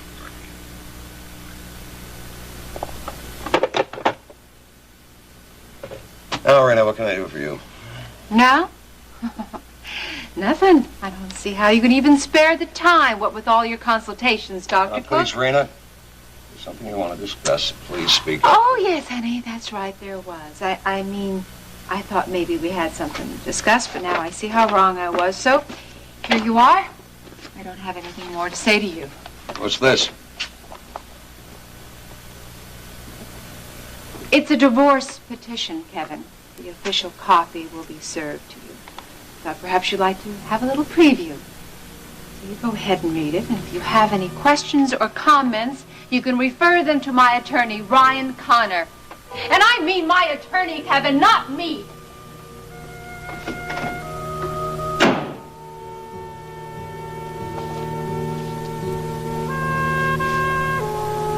Petition of Rena Bellman Cook. Forever dissolving the bonds of matrimony. Make it so heavy, son. You from the neck up. Max, I don't think I could have done it on my own. Yeah, well, next time you just ring for one of them sweet little nurses they got running around here. Yeah. I saw this little blonde nurse go by a little while ago. Yeah. Woo! Tell you, that's something. Yeah, that's what they do. They go right past. They go right by my room. What, they don't run errands? They don't drop by or come in? Well, what is wrong with you, Justin? I mean, tell me now. You losing your charm? Nope.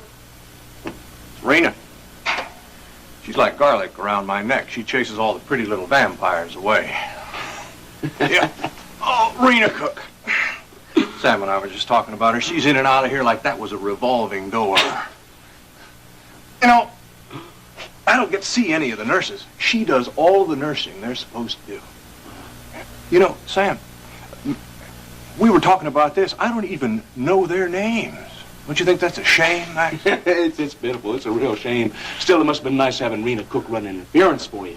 Hi, Just. Here I am again, darling. Well, now look at you. For heaven's sakes, all dressed up and ready to go home. That's me, all rough and ready.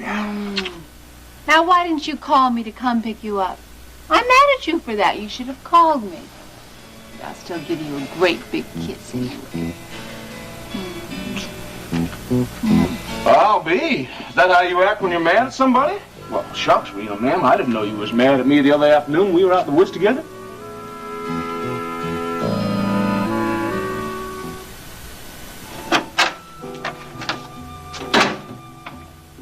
Jenny, you in here? Nope. I am, though. I can see that. Now, where's my sister? Gone for groceries, so you can't kind of like, you know? I wasn't expecting company. Hey, listen, you know, you don't have to get nasty with me. I never did anything to you. Oh, no, not much at all. You just accidentally find me out there in the middle of nowhere, and you get me talking about some things that, well, that I had no business saying. And then I find out you're up here with my sister. Now, I think that's a dirty, rotten... Look, just tell her that I'll see her later on, all right? Boy, if you got your facts all mixed up, you know? You got everything all turned upside down. You're just dying to set me straight, aren't you? That's right. Go ahead, I got a minute. Number one, I did not come looking for you on the beach last night. Oh, yeah, well, that's funny because you found me quick enough. Like, what was it, a coincidence? Yes, it was a coincidence. Yeah. Mm-hmm. I didn't know that was you. That's right. How was I supposed to know that you were Jenny's brother, huh? You know what she told me about you? That you were an Army recruit, a kid in boot camp. And who do I meet on the beach last night? Some guy with a guitar. Some guy who told me all about his life in New York City as a big rock musician. Well, I'm supposed to know that that's Ginny's brother. Right. Oh, and by the way, I was just taking a walk. I wasn't looking for anyone, including you. Knock it off. I wasn't. I was taking a walk for myself. I have my own problems, you know. Problems that I told you about because I didn't know who you were. All right. All right. Maybe you didn't. You want something to drink? There's only one left in there. I'll share with you. Okay. I'll get the glasses. Listen, you sure my sister didn't say anything else? Anything about me being a musician? Nope, that was it. That's just great. Makes it unanimous now. My whole family is trying to forget that I ever played any kind of a musical instrument. They didn't go for it, huh? No, they didn't. My father had it all planned that when I got out of high school, I was going to go to West Point. So how do you think he felt when it turned out completely opposite? Colonel, I want you to meet my son, Jeb. He's crazy, undisciplined, drug-crazed musician. You see, that's the best thing about a family. Because they're so supportive of whatever you do. I know.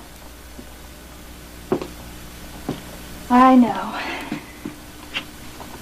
You try and you share the things that you really care about with them, and they ignore you. Or they tell you you don't know what's good for you. I know because I've had the same problems. But I'll tell you what, it sure does help have someone who will listen to you, doesn't it?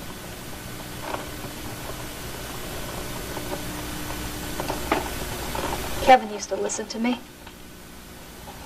Kevin. It's the guy you were talking about last night, wasn't it? The teacher. Yeah. My teacher. Well, I know that look when I see it there, and I know the cure for that. Oh, you do, huh? Yeah. Chocolate chip cookies. I'll get them. You stay right here.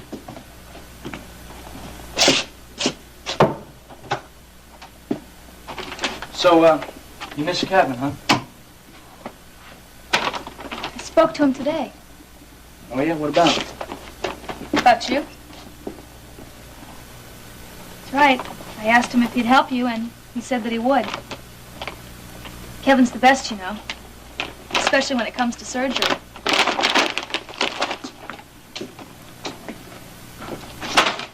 Of course, we don't really know that that's what you need. And I won't be able to tell unless I examine you and take a look at your medical records and stuff like that. Would you help me? Why should I? Because I might be able to help you! Listen, there are certain people that just ain't worth saving. All You're right, standing around one of them. I hear you. And that's what you say. But what if I say that you are worth saving, Jeb Hampton?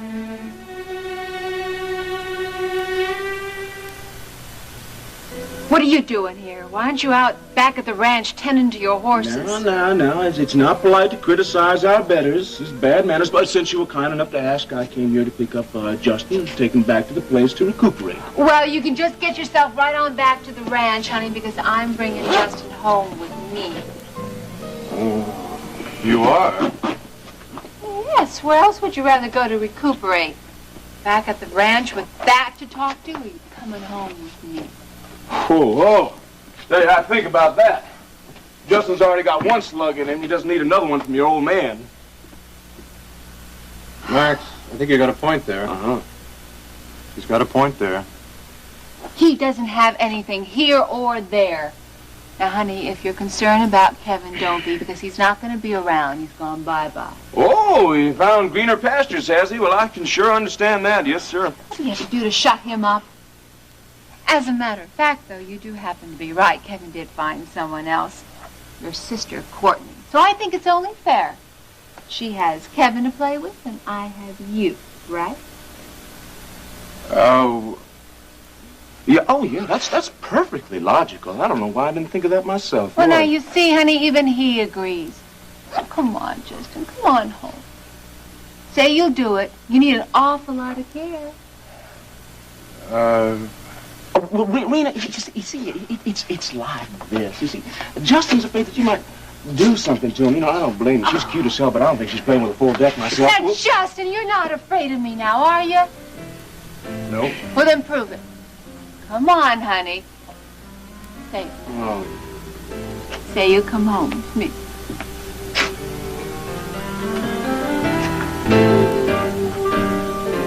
Well, here I am.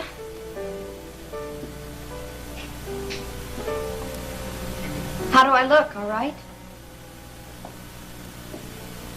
You look beautiful.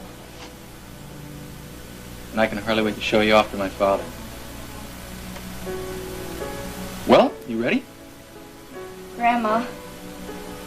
Now, you never would have known the joys of riding. That's just a little secret between the two of us. Maybe Dawn will tell you herself when you're riding back into town. Well, Dennis, we don't have to leave right away, do we? I mean, maybe we could stay around here for a few more minutes. Maybe on the porch. Okay, now listen. You stay clear of that porch, do you hear? You're too young to spend your evenings rocking out on the porch. Leave that for the older folks. Now, you get on into town and meet with some people. That'll do you good. Honey, you have to try. I am trying. Okay, let's go. Well, now that's the spirit. All you have to do is put one foot in front of the other, and before you know it, you'll be at the party. That's what I'm afraid of. But I'll get over it. Really, I will. Of course you will. Now, y'all run along and have a good time, you hear? And don't worry about getting home late. I know you're in good hands with Dennis. Bye. Bye, honey. See you later.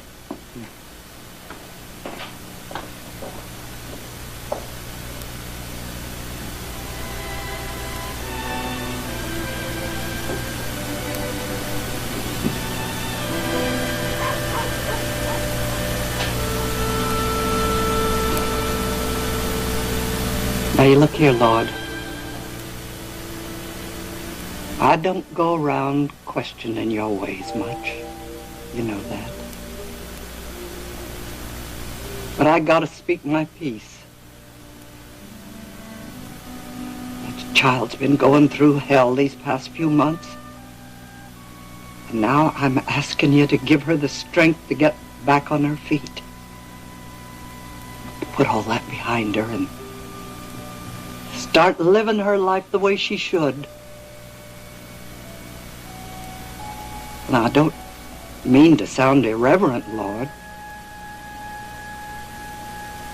But, you know, everybody needs reminding a little bit now and then.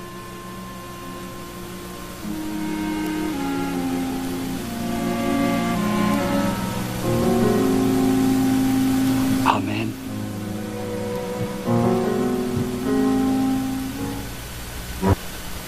You know what I think about your judgment? I think you're nuts. Yeah, well, that's my problem. What's yours?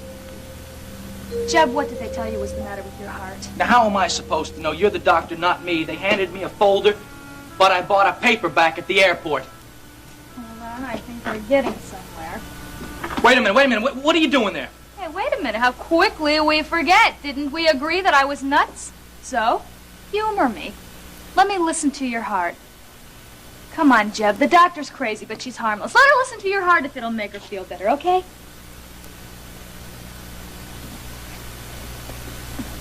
All right, but you're wasting your time. Take your shirt off. All right. I'm going to take my shirt off. But that's all I'm going to do. You can listen to my heart. You can look at my medical records. But I am not going back to Houston. I am not going for any kind of surgery. I'm going to go my own way. You understand that? Shut up. Did you hear what I said? Yes, I heard what you said. Do we have a deal? Yes, Because we if have don't a deal. We have a deal. No, My if deal we is don't one have a- day at a time. If Would we you don't please have a deal, Shut then I'm not going. up. Be quiet. Thank you. Sure, Mr. Curtis. And you're willing to give me that little help I was talking to you about? You just name it, Mr. Curtis. What's your plan? An attempt to assassinate Alex Wheeler.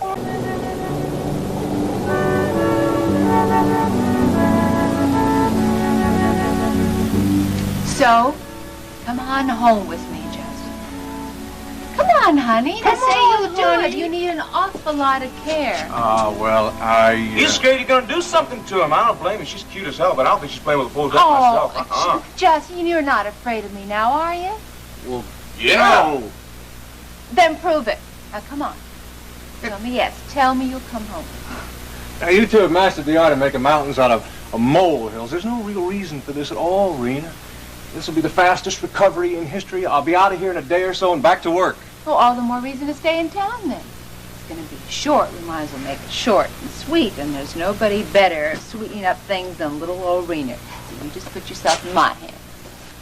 Well, when little old Rena says that, it's kind of hard to turn down, isn't it? A wise decision, honey. I think you're already on the road back to recovery. Well, what other decision could he make? I mean, Justin, you might be a world-class driver, but old Rena there, whoo, she sure knows how to put herself in the driver's seat, or at least his lap. You know something? A strong man likes a strong woman. It's only a sissy who's afraid of a strong woman. Yeah, well, that sounds right, but then only a fool messes around with a crazy woman, right?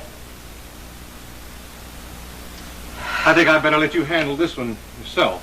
I guess you better, honey. I mean, this guy is the worst. He's something out of the dark ages. I mean, you wouldn't believe. Oh, no, Max Decker. There aren't many things that I wouldn't believe about Max Decker. And he's just bad news, honey. Hey, what about the other afternoon we were out there in the woods, huh? Blazing ourselves a new trail. Seemed like that was good news to you then. Well, you were wrong. I may not always be right, but I am never wrong. Oh!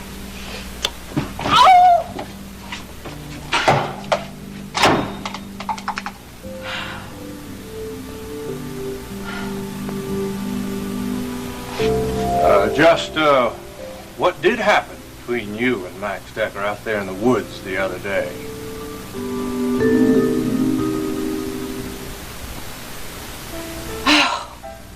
That Max Decker isn't happy unless he's putting me down. And today he was doing it for your benefit. So old Max was just spinning yarns, is that it? You and him weren't even in the woods, right? Well, we were going through the woods. Yes, I was out there talking to Kate about a place for Stryker to rest up in and get better. So Kate had Max drive me out to see the little old cabin at the back of the ranch. So, of course, you had to pass through the woods. Straight through. Of course. Now, what was all the talk about? I mean, it sounded like you all, got together. Oh, just come on, honey. It wasn't like that. We just had to ride out to see the cabin, that's all. And you know what? He's not a man. Not a natural man, anyway. You know what I mean? Then, of course, neither are you.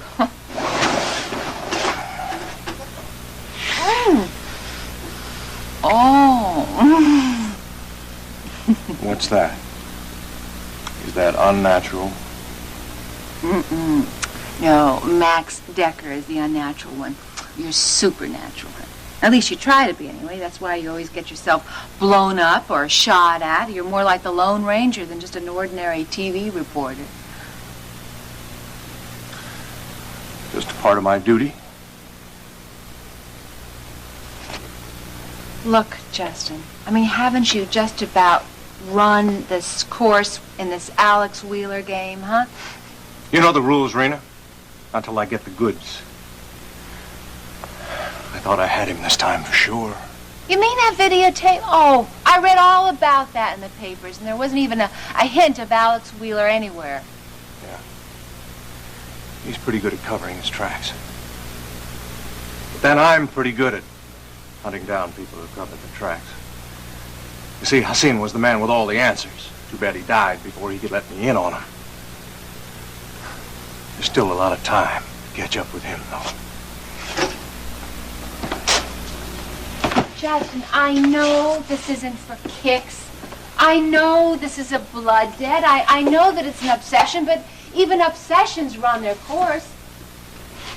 Isn't it about time to just let this one go on by? Oh, sure, Rena. You know me, just live and let live. Just forget about it. Forget that my father died. Justin, Iris and Alex have just gotten back from their trip. They're in love, they're engaged, and they hope to find a little happiness for the first time in their lives. Can't you just let it go by? That's a very pretty picture, Rena, and I wish Iris all the best, and I wish Wheeler what he deserves, and I'm going to help him get it.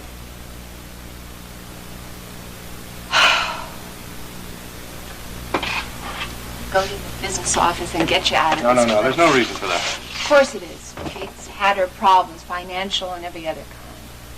Listen, I appreciate that, honey, but that's being taken care of by KBIK, thanks to your cousin, Samantha. I guess they figured that this bullet hole in my shoulder was worth it to them because of the higher ratings. You know, I'm beginning to regret that I ever got you that job. If I had gotten you some cushy little job in Stryker's firm, you'd be a lot safer and a hell of a lot more available. What are you talking about, honey? I mean, we're off to your house where I'm going to be about as available as a man can be.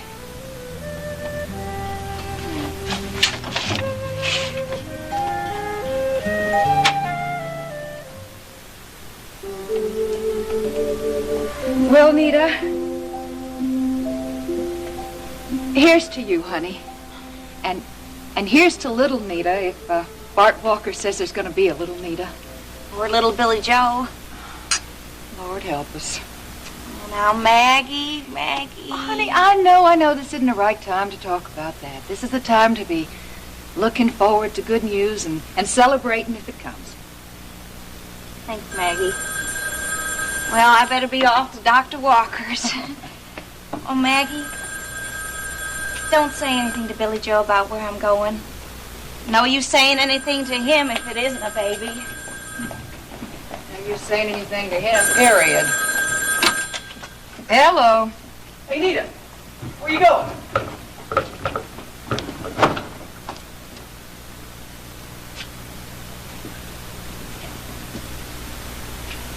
Where's she off to in such a hurry?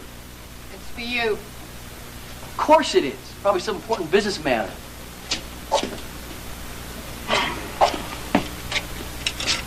Howdy, Billy Joe Wright speaking to you. Right. I've got something to talk to you about.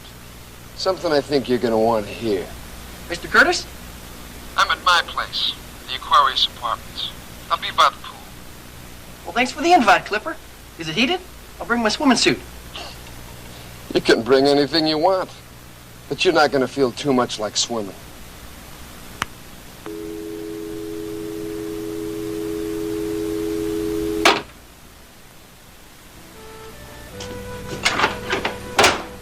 Sweet potato pie, Justin. Been a while since you've been pestering me for it 3 times a day, but it's good enough for a hero's welcome tonight.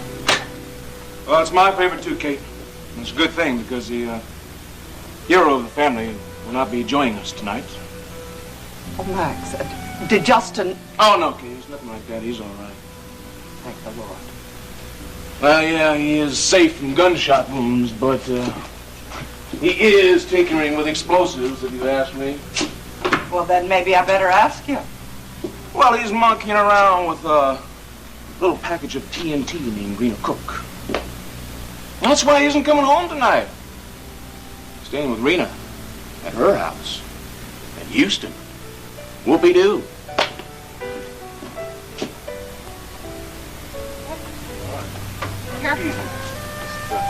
Beth!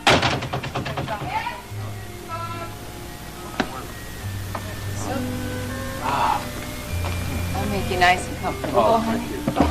Oh, Just get it Mr. down. Marshall. Hi, Beth.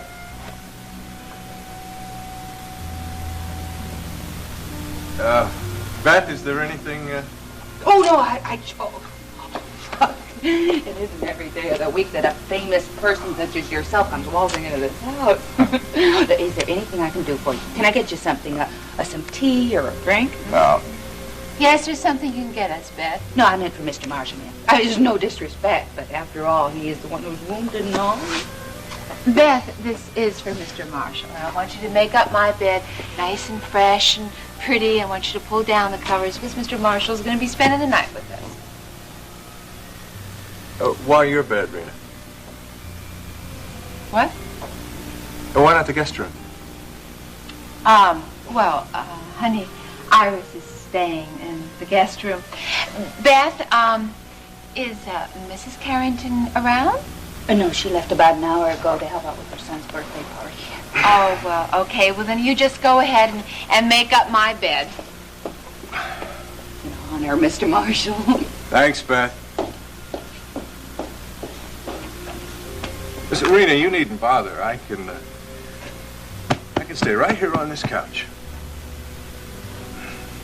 Justin Marshall. Now, you can't be serious. Really, it's really very comfortable.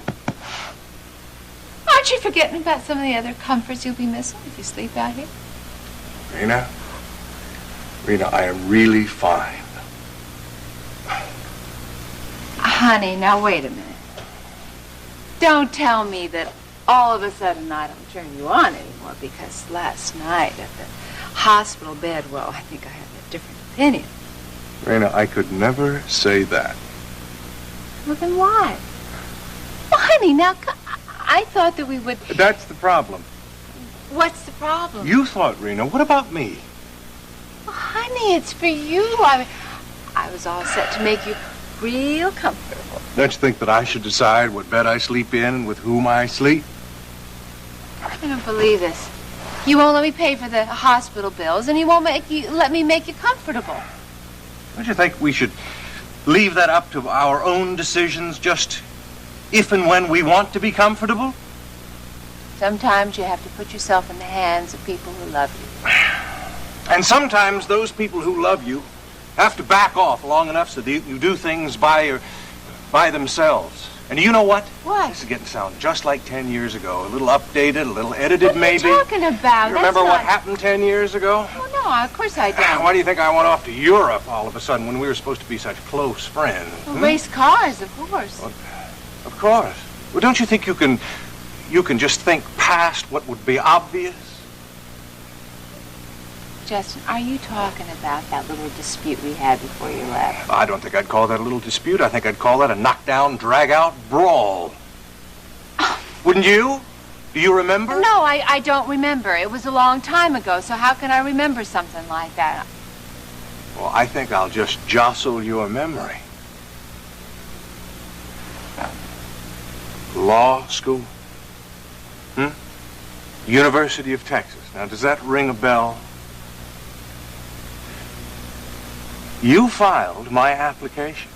You pulled strings so that I'd get into the department. And you did all this and never told me about it until the day before I was supposed to report to Austin. Darling, I think you're supposed to be registered tomorrow. You remember? Justin, it was time for you to settle down. Stryker wanted you to get a law degree so that he could offer you a position in his firm, and it wasn't such a crazy idea. Now that Daddy is sick, you probably could be heading up the firm instead of running around like Zorro, like KVIK.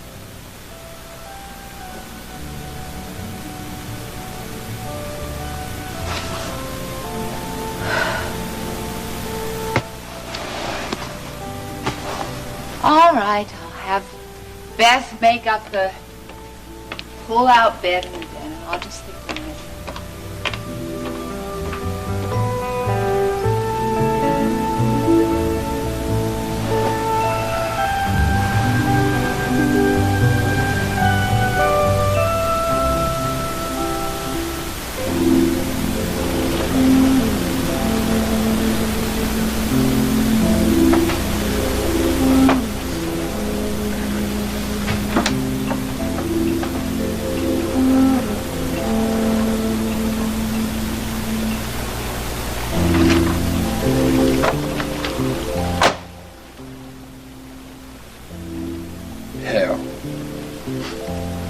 Who needs art when I can have the real thing? May I give you a hand? I'm glad to see you're taking care of your body. But I could really do things for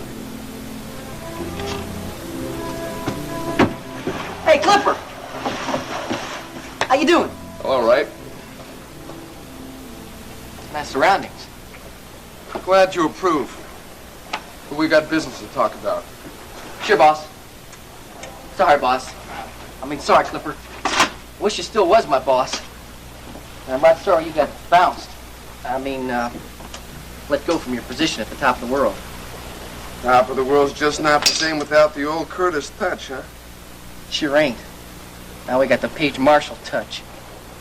What's the bird in the gilded cage singing these days? She moved from singing right on to barking orders. She took command of that place. Heck, I'll tell you, I came in the other day and she was ordering people around like a drill sergeant. Hell, that broad's as tough as nails. I had some guards in Huntsville she could mop the floor with. Gotta admire her. A safe distance if you're smart. Oh, that's for sure. But you gotta give credit where it's due. Page Marshall gets credit for working fast and taking what she wants.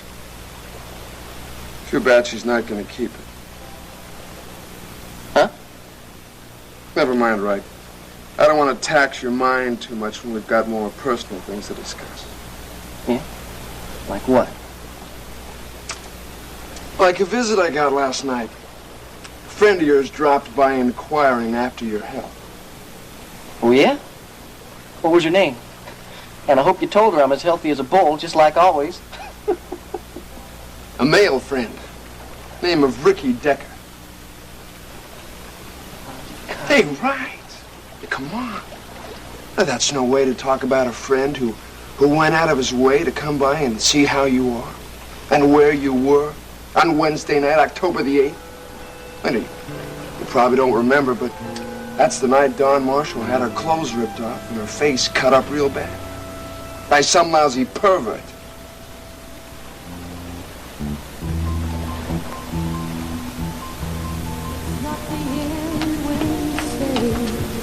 Hi, honey. Hello. How is my baby? Well, I just tried going back to the gallery for the first time since... Oh, honey. What happened? I couldn't bring myself to set foot inside. I wanted to, but there might as well have been a brick wall between me and that place. Well, honey, of course. It's going to be hard the first time, but it'll get easier.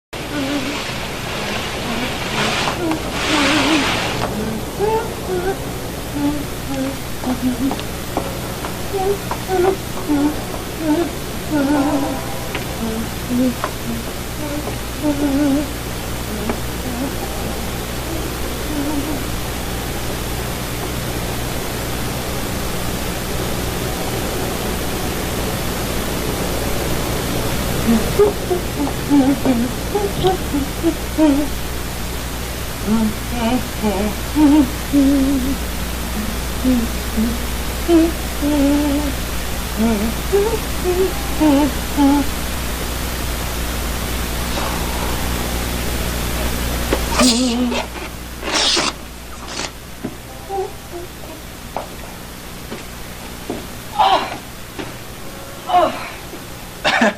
Paige, let me help you with that. Oh, thank you, Dennis. Oh, I was just beginning to wonder what I was going to do. You have arrived just in the nick of time. Yeah, well, it's a pretty big job, all right. Oh, it's a man-sized job. Now that you're here, everything is fine. How's my little baby sister? She's, resting over at Maggie's. She'll be all right. Good. I'm sure she'll be fine, Dennis. She's going through such a difficult time now. It's bound to be rough, you know? Of course, we've all been there. We have? Oh, sure. Do you remember post-adolescence? I wouldn't go through that again for all the tea in China. Of course, when I was Dawn's age, I used to worry a lot about growing older. Now I found that I really enjoy being older. I'm sure Dawn will be fine in no time at all. Now, back to business. Some of these need to be washed. Do you mind unloading the rest of these, hon, while I wash these? Listen, you've already done enough. And thanks, Paige. Well, this is a very special day for you, Dennis. And you're a very special man. Where's Billy Joe, anyway? Oh, you mean Mr. Responsibility? Yeah. Please don't let me get started again. I know what you mean. He's, pretty sleazy, all right. You know, I am really surprised that he isn't here. Billy Joe loves a party. Expected to see him here with bells on. Suppose he found a party of his own somewhere, you know? That's a mighty peculiar question. You think so, right? I thought it was mighty interesting.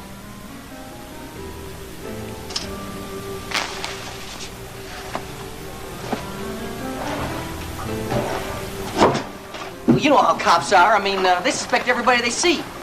I mean, next thing Deck will probably ask if I know what you was doing the night that Dawn Marshall got slapped around or whatever it was that happened to her. What were you doing the night Dawn Marshall got slapped around? Or whatever it was that happened to her? Well, Mr. Curtis, you probably know better than I do what I was doing that night. Not that I even remember what I was doing, because I have no reason to remember it. But, well, you said October 8th, Wednesday. Of course, I work on Wednesday, so that... You know I was working my tail off at the top of the world, just like I do every Wednesday. Right, Mr. Curtis? You did remember, didn't you? You did tell Decker I was working, didn't you? You know, right? I can't really remember what I told him. You mean you didn't even give me a cover story after everything I've done for you? A cover story? Clipper Curtis doesn't tell cover stories. They speak the truth. Damn it, Curtis. Hey! I thought we were back to Mr. Curtis. I don't care whatever your name is. Are you forgetting about when I took those mics out from under the tables, huh? Are you forgetting about that video recorder that I got rid of? I saved your butt when those TV men were out there after you, huh? And you wouldn't even remember to tell Decker I was working on the night that I really was working? I told Decker you were working that night, okay? All night. Even though you took a 2-hour coffee break and asked me to cover for you in case your wife...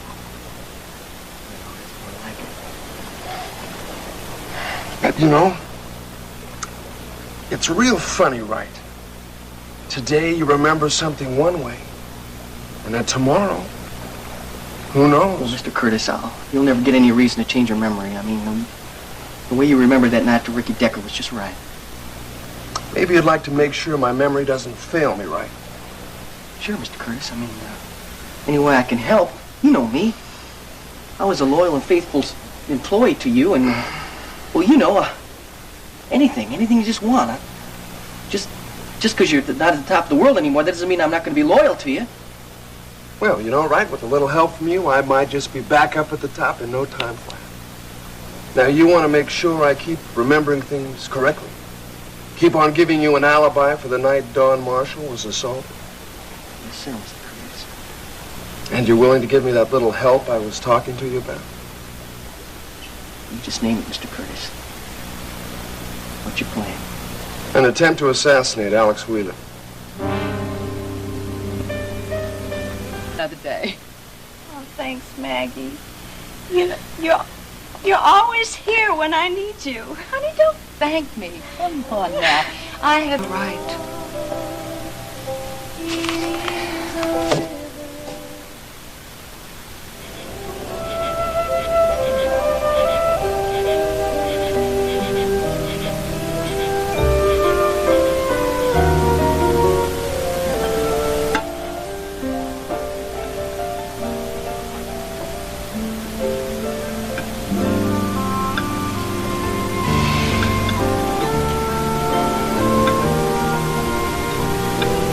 really did all this by yourself?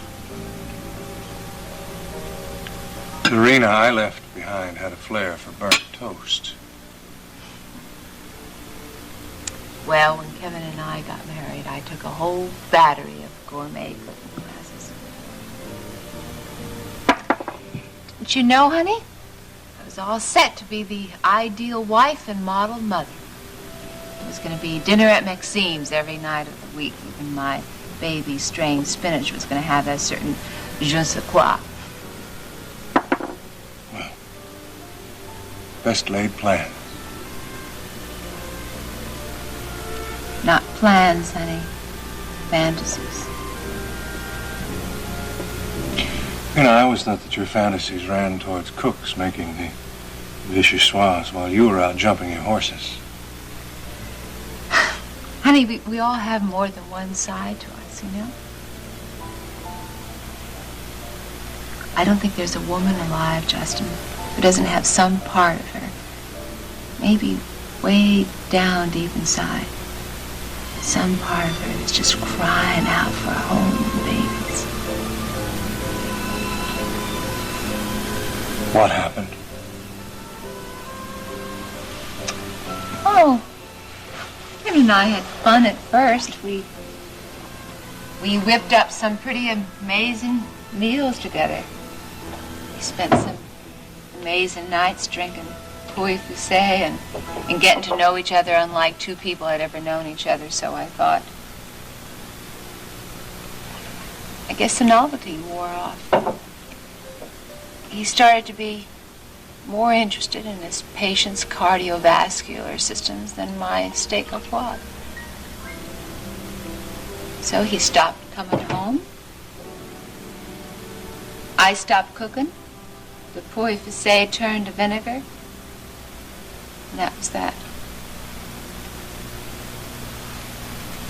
I was beginning to think that I've lost my touch.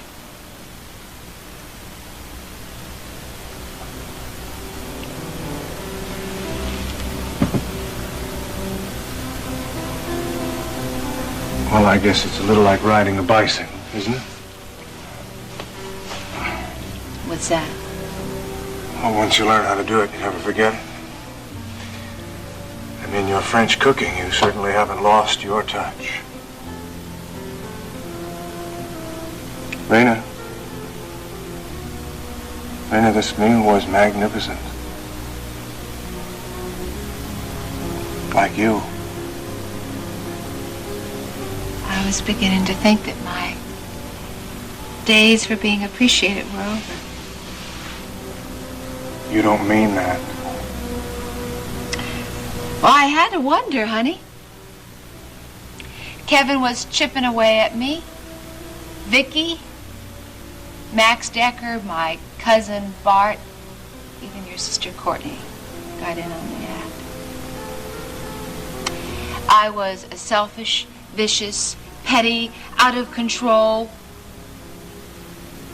a horror show that was so ugly that nobody could possibly ever love her. At least that was the general consensus of the people that I knew.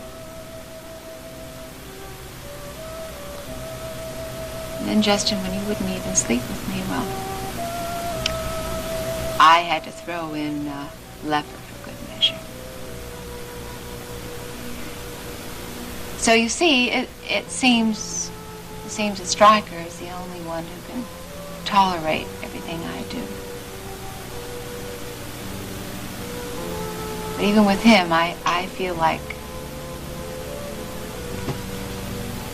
such an ugly duckling that only my daddy can accept my ugliness.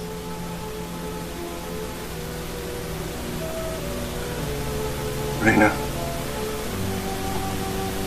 man would have to have pretty bad eyesight to overlook all that beauty. I'm not talking about your flair for French cooking. You know you've got that. I'm not talking about the beauty that's on the outside, because you've got more than any woman has a right to have.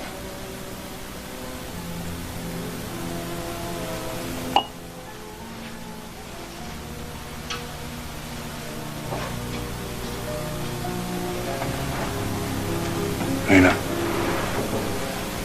I'm talking about the beauty on the inside. You. There's no one else like you. You're the only one. There's never been anyone like you and never will be again.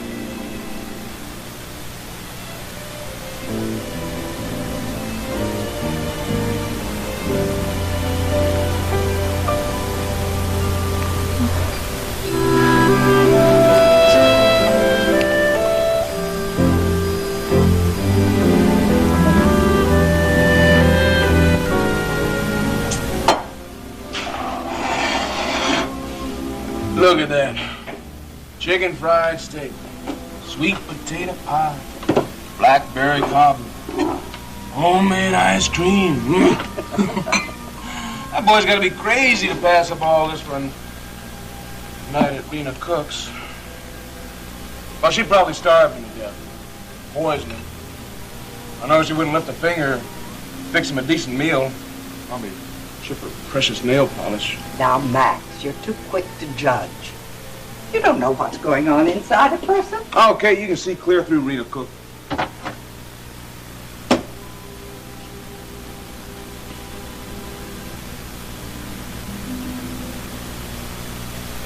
Max? What? Oh, it's nothing. But you should have seen the way she came charging into that hospital room like a Brahma bull. She was after one thing. And she got it. She always does. And what was that one thing? Justin's hide. Why, she made it sound like recuperating at her place was the greatest medical advance since penicillin. Now that it's all over with her doctor husband, I guess she's getting ready to warm up her old romance with Justin. Yep. And he's letting her get away with it. Poor girl. Damn straight. Poor Justin. What? Oh, you mean poor boy? No, I mean poor Rena. I know her better than you do, Max. Oh, yeah, that's one thing I gotta be thankful for. Underneath those fingernails and all those fancy clothes, there's still that little girl, Rena, that I used to know. I know her all her life, Max. Oh! Now, she cries like a little girl. She hurts like a little girl. I've known her, and I know her, Max, now.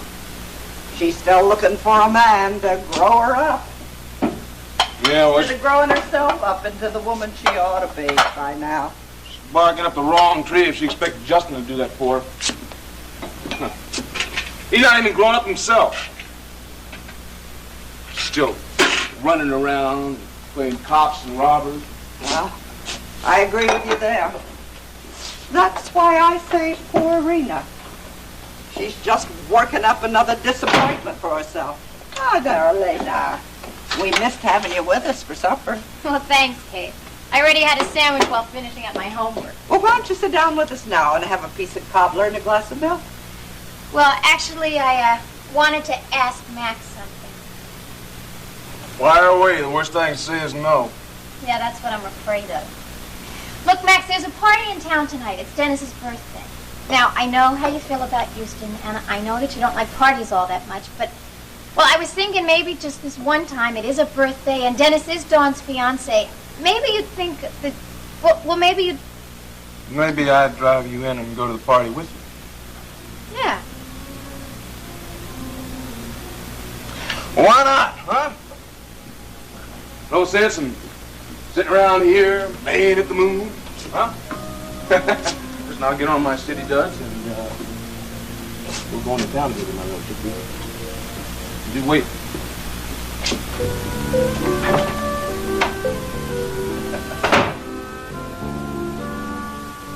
You know, me wanting to buy a car and all that. I mean, a real car, and well, I figured we should use that money for more practical things. That makes sense, don't it? Just tell me where the ring is, Billy Joe. I took it back to the jeweler and got me a refund. Where to put this one, Dennis?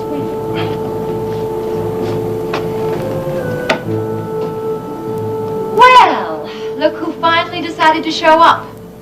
You know, if they ever have any openings in the Pony Express, darling, don't apply. I got here as fast as I could. Paige, I'm going to take these boxes outside in a minute. Oh, thank you, Dennis. You've been a real sweetheart. And you, sweetheart, are going to be pounding the pavement so fast it's going to jar loose whatever brains you have got. Where have you been? I had some important business. Oh, come on, Billy Joe. The only business you ever done is peeping through a keyhole and doing little magic tricks with a microphone. Now, you listen to me, and you listen to me, good sweetheart. This party is very important to me. And if you don't bust your tail hustling drinks, I'm going to do a little magic trick on you and make you disappear from the top of the world. Yeah? Do you have anything to say to me? Sorry, Pete. Miss Marshall. Good boy. You're slow, but you do learn. Paige, is there anything else I can do? Oh, no, I don't think so. Thank you, Dennis. Now that Billy Joe is here, all we have to worry about is broken glasses, right, Junior? You have been such a terrific help, Dennis. Thank you. I'm just sorry you had to set up the bar for your own birthday party. Hey, look, I didn't mind. I just wish Dawn had stayed here. Now, you want to make sure I keep remembering things correctly? Keep on giving you an alibi for the night Dawn Marshall was assaulted? Yes, sir, Mr. Curtis. And you're willing to give me that little help I was talking to you about? You just name it, Mr. Curtis. What's your plan? An attempt to assassinate Alex Wheeler. Talk about perfect timing, Alex, Iris. How wonderful to see you. Hello, Paige. Glad to be here. You know, Dennis has been so kind about helping me set up for the party, and now his mother and father... Oops. Oh, I'm very sorry. His, future stepfather, I should say. That's such a mouthful, don't you think? I'm sure you can wrap your tongue around it if you try. Good to see you. Mr. Wheeler? Happy birthday, darling. Thanks, Mom. Here now. I think you two should be on first name basis. I mean, after all, you have so much in common. Come on, shake hands, you two. There you go. And I don't want to hear any more misters from you either. Well, if you'll excuse me, Mom. Alex, I have to go pick up Dawn. Dennis, surely you're not going to drive all the way to the Marshall Ranch tonight. The party will be over by the time you get back, Mom. and I so wanted to talk to you. Mom, Dawn's right next door at Maggie's. She didn't want to stay here because, well, I reminded her of the assault. I'll be right back. Hurry, darling. Right. Poor Dawn. I don't think she'll ever get over being scared of her own shadow. But that's not the important thing, is it? Right now, we have to concentrate on getting Dennis to accept Alex as his father. Just like you want him to. Right, Iris?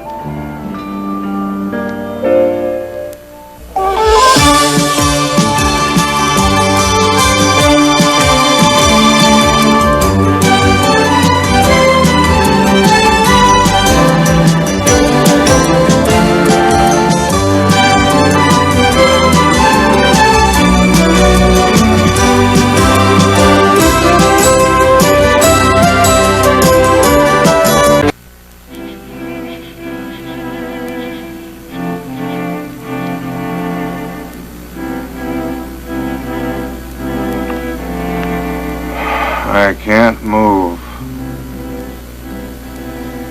You just relax, honey. It's the reason you're here. Come on, put your head on my lap. Yeah, that's right.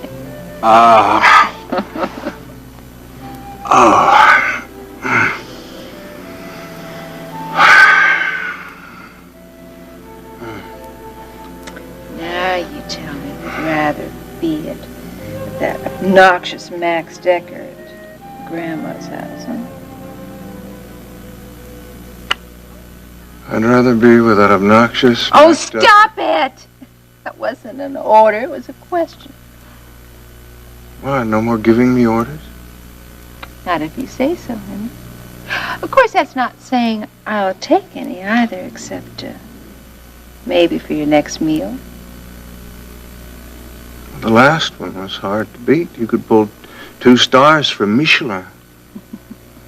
Better than the meat and potatoes you've gotten out of the ranch. Wasn't it? Wasn't it? Raina, you may be able to pepper a steak all fancy, but you can never beat Grandma's pot roast in a million years. Just, if you didn't have a bad shoulder, I'd hit you with this pillow. Raina, I didn't say I'd rather be at Grandma's. I mean, you do have other attractions. You could make a man forget about food for a long time. Just tasting your other wares. 4 stars all the way. Well, a woman does like to be good in other places besides the bedroom, even though that is all you men ever seem to think about. Sex fiends. All of us. Used to be. I think I liked it better then. You couldn't keep your hands off me, remember? I practically had to knock you out just to get in Daddy's door, and then the sun was usually coming up by the time you got me home. Those were the days. Justin? Yes, Raina. You haven't developed a taste for another woman's cooking besides your grandma's, have you? The other night at the hospital was the only interest you've shown me since you've been back home. What about the first night? In the stable? Oh, that doesn't count. You were stone blind drunk. You would have kissed Lady Grey and sworn she was Cleopatra the way you were feeling. I might have been drunk, but I could tell the difference between a woman and a horse. And if that didn't convince you, what about in the hospital? No, that doesn't count either. You've been a pill bottle. They couldn't have stuffed you with more drugs. Now you're avoiding the question. Stone sober, I want you to tell me. Is there another woman?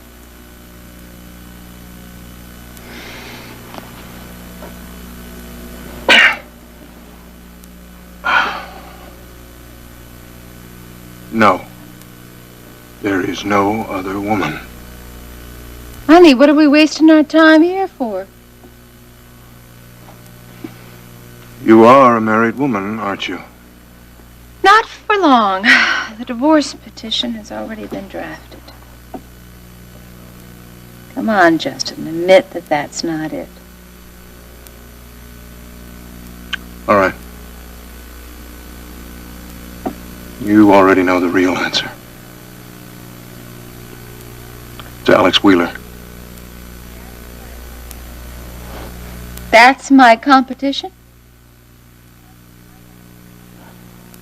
Justin, I want you to give up on trying to hit on Alex. Never. Well, you better put salt on that word, honey, because after tonight, you're going to change your mind and I'm going to make you eat it. You're going to wake up tomorrow morning and say, Alex who?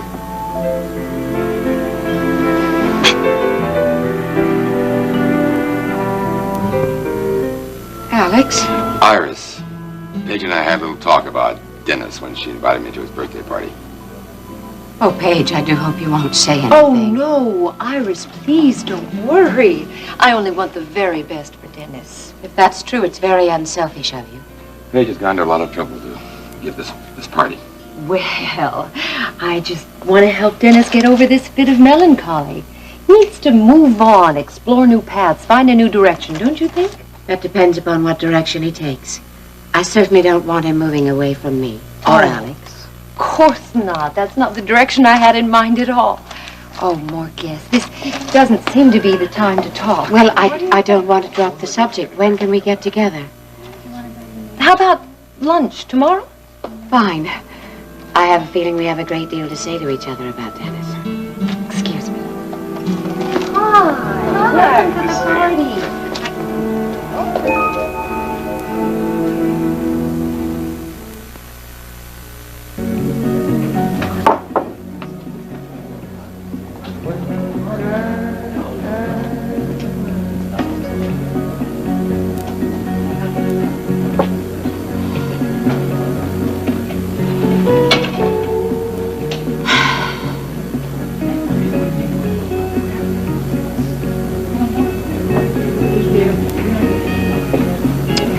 Oh, Billy Joe. Oh, Dennis. Dawn. Wait a minute. Wait a minute. Oh, honey, you feeling better now? Yeah, a little, Nita, thanks. I feel like a real coward letting myself get all upset like that. Dawn, you are no coward. You had reason to be afraid. I know. I know how you must feel. I don't think you can. Just walking back to the door made it all come back. Look, the only way you're going to get rid of those memories is to face them. You've got to march back into that gallery and stay there until being there is stronger than the ghosts. Isn't that right, Nita? I don't know, Dennis. Some things are awful hard to face up to. Yeah, but you can't give up. I mean, if you give up, that's like letting the guy who assaulted you get away with everything. You don't want to do that. Yeah, but if it's somebody I know, he could be there tonight looking at me. Dennis, I couldn't face it if You're not going to have to face it. I'm going to be with you, and I'm not going to leave you alone, okay? Now, maybe he's sorry. I mean, maybe he'll turn himself in. They'd be a lot easier on him if he did, wouldn't they?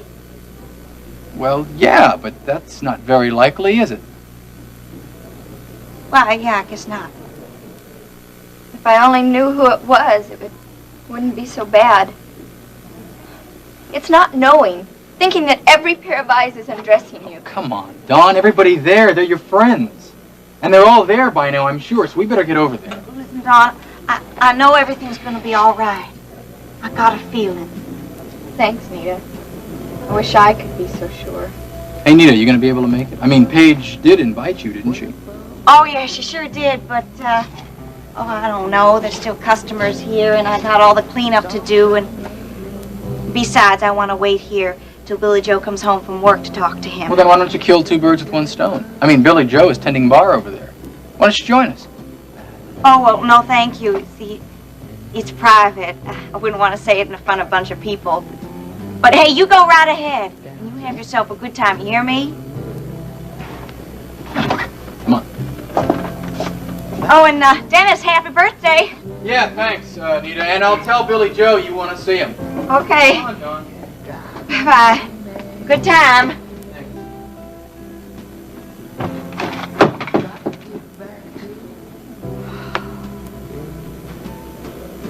I got to know.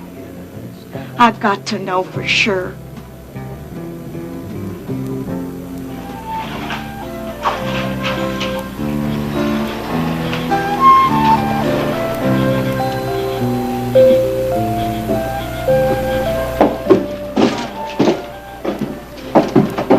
Hey, Sugar Plum. Don't I even rate a hello? Or has my stock dropped clear through the bottom? Hello. Well, that's more like it. I mean, just because I have a little run-in with Alex is no reason for us not to be friends. Goodbye. Okay, be that way. I wouldn't want to interfere with your hot date with your brother. Ricky, no. Come on, I'll see that he Ricky, doesn't no. bug you again. Stop it. Hey, come on, You like your teeth? Come on. Stop it, both of you! Look, Clipper, maybe I can't avoid running into you, but I can pretend you're not there. After all, I had a pretty good teacher. He pretended he loved me for 3 years. Come on, Ricky, let's go. Hey, Decker, if you're going to Carrington's birthday party, say hello to Billy Joe for me. Oh, and about the night of October the 8th, What about it? you ought to ask Billy Joe where he was that night. You might learn something. I thought you said he was working. Something jog your memory? Well, you know how it is. When you're having a good time, the days just kind of run together. And I was having a real good time at the top of the world. So? So I was thinking about it. Seems like Billy Joe had taken a few hours off somewhere in early October. Maybe it was the 8th, and maybe it wasn't. I'm not sure I could swear to it either way. You know they got a charge called aiding and abetting a felon, Curtis. So what? They can't throw you in jail for having a lousy memory. You ask right. See what his story is. Yeah, I'll do that. Tonight.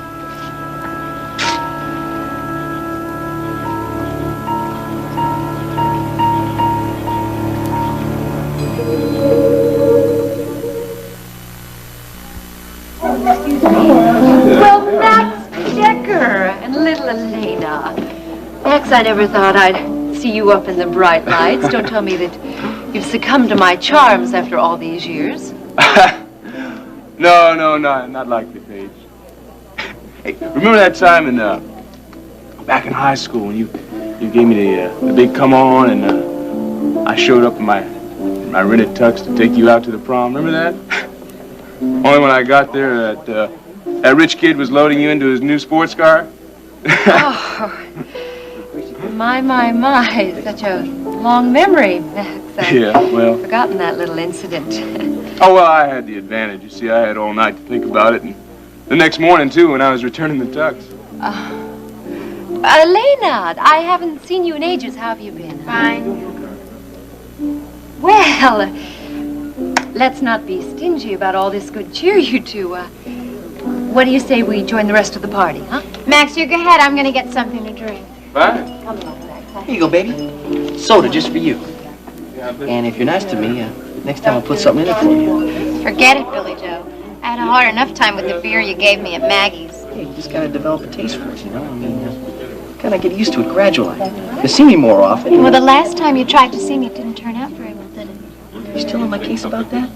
I told you I couldn't get off work. I was breaking my tail down by the world building when Don got beat up. Yeah, that's what you told me. Just bad my wife, you know that?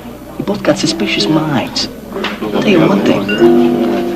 You know, if we were going to... And like I was saying to Nita just the other day, you know, Maggie's ain't been the same since you left. You know, you ought to come to town and visit us more often. Yeah, I'd like to, Well, but... you picked up enough bad habits in the summer. We'll see when you get out of school. Max, you know, would you stop treating me like a baby? I am 17 going on 18. Yeah, well, you've been going on 18 since the day after your birthday.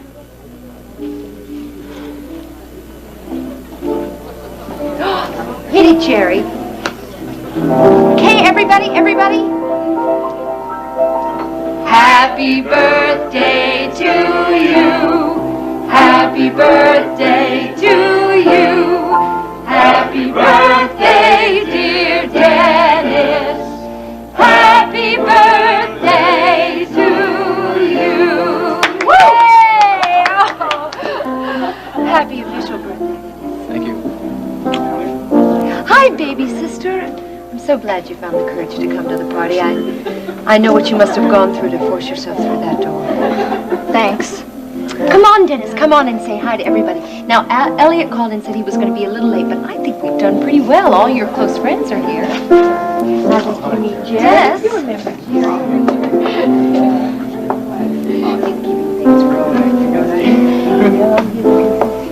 Hey, you just got here, Don. You can't leave yet. If I'd known Alex Wheeler was going to be here, I would never have come in the first place. Hello, Dawn. I heard about what happened here in the gallery. I'm so sorry. I know it must have been difficult for you, but I hope you've recovered. So do I, Don. I'm all right, thank you. She's still a little emotionally battered, but I'm sure she'll be back to normal real soon. I hope so.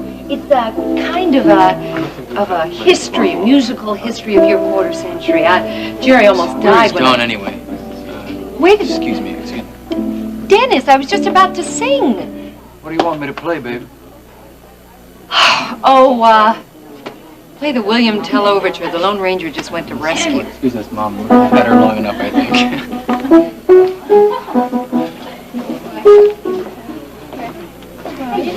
Dennis, get me out Look, of here, I please. can't get you out of here. My father's going to be here pretty soon. What am I going to say if we leave now? Well, then keep Alex Wheeler away from me. Don't worry. I won't leave your side. Now, you don't have to mingle with Alex and Mom. There are other guests here. You know, you can talk to them.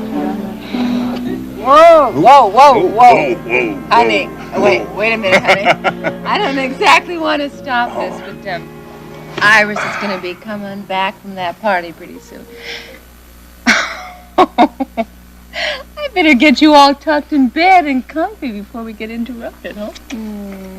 I'd hate to have them find us here, necking on the couch like a couple of teenagers. Yeah. Well, it is a lot more comfortable than the back seat of the car.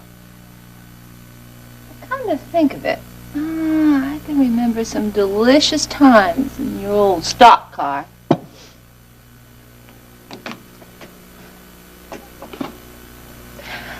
But, darling, I have graduated. I think the bed is a lot cozier.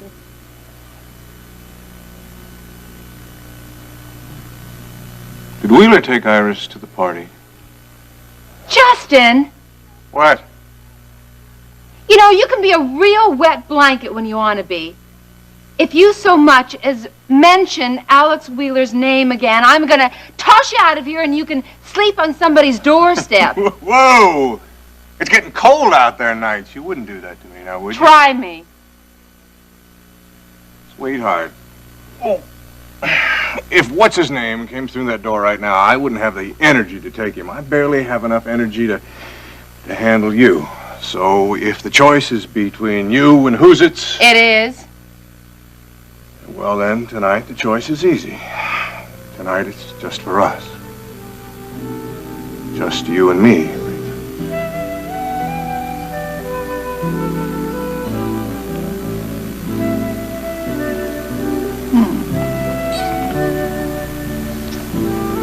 I better take you to bed.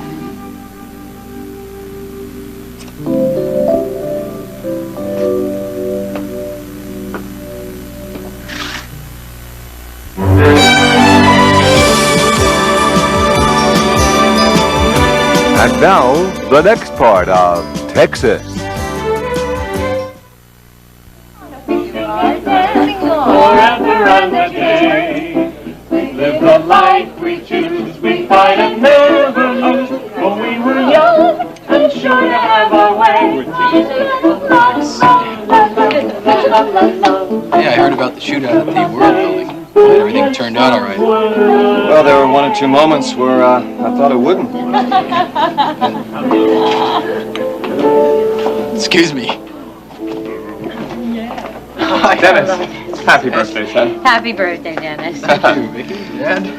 I can't believe it's been 25 years since you were small enough to fit in the crook of my arm. Did you get my message? Vicky and I were working on that report on my imprisonment in Cambodia. I guess I got kind of lost doing it. Yeah, well, you're back now. Forget about all that. Listen, there's somebody very special I want you to meet. My fiancé. I'll be back in just a second. Okay. All right. Oh, Ryan. This is my father, Elliot Carrington. Dad, Ryan Connor. I'm glad to meet you. Same here. I just hear that you were a prisoner in Southeast Asia? Yes, that's right. And you must be the journalist who gave that report. Oh, I never connected you with Dennis. Guess I was too busy thinking about Ginny. Ginny? Ginny Marshall. She's a very close friend of mine. You gonna lighten things up for me? You know, I spent a lot of hours on the phone with my contacts in intelligence. I still don't see where this is leading. You always were. Well, I was checking up on Barrett, Ginny's husband. He was missing in action. Ginny's been waiting a long time, 5 years, for him to come back. It's been a lot of grief.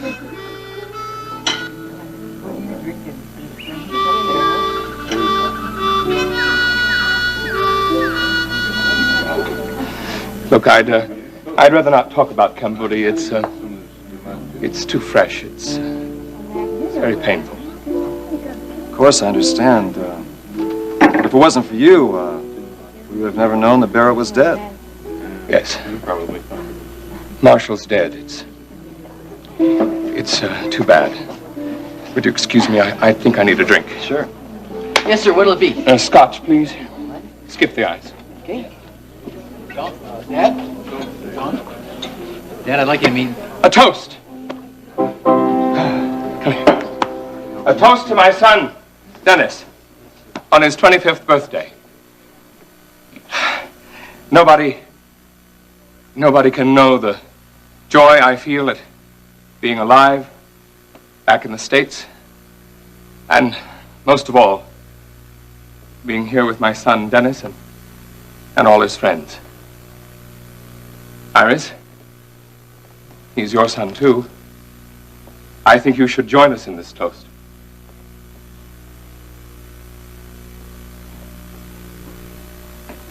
To you, Dennis.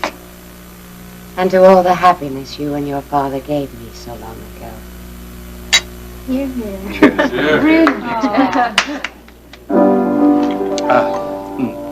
For he's a jolly good fellow, for he's a jolly good fellow, for he's a jolly good fellow, which nobody can deny, which nobody can deny, which nobody can deny.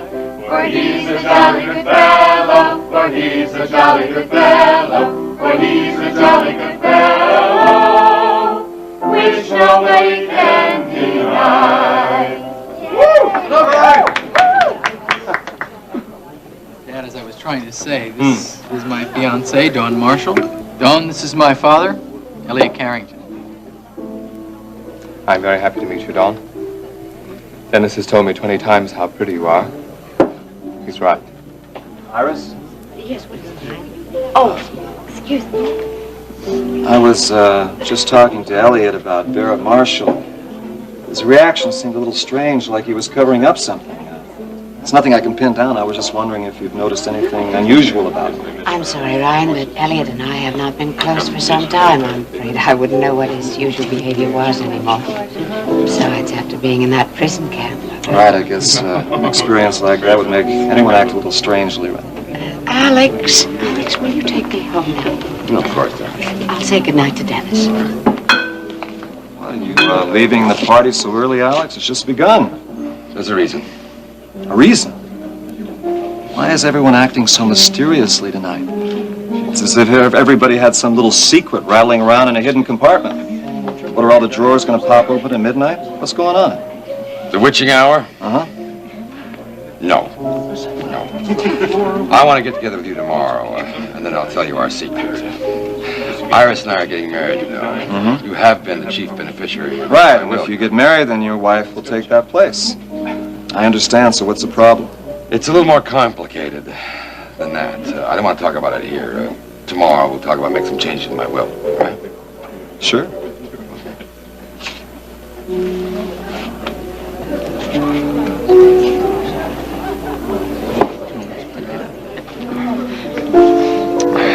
Well, you're leaving then. Yes, good night, darling. And I will see you for lunch tomorrow? Yes, good night. Good night. Thank you for coming. You and Mom are having lunch tomorrow? Uh-huh. I decided that it was about time the Marshalls and the Carringtons got a little bit closer. I mean, after all, you are going to be a member of the family. Yeah, speaking of which, Oh, Dennis, look, your glass is empty. Hey, you can't be sober on your own party. Junior, give this man some champagne. Yes, ma'am. Billy Joe, Nita wants to see you. Huh.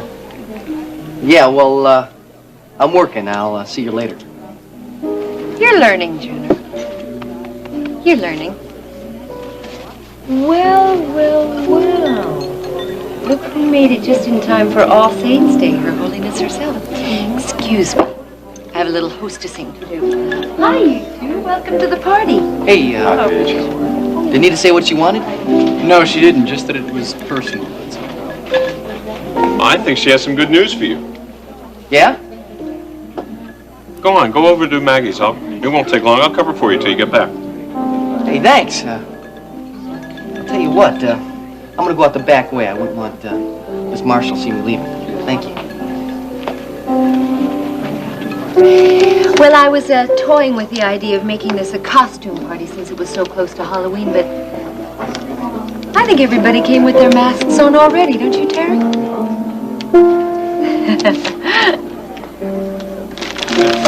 Come on, Ricky. Let's all have a good time, shall we? Sure. Thank you.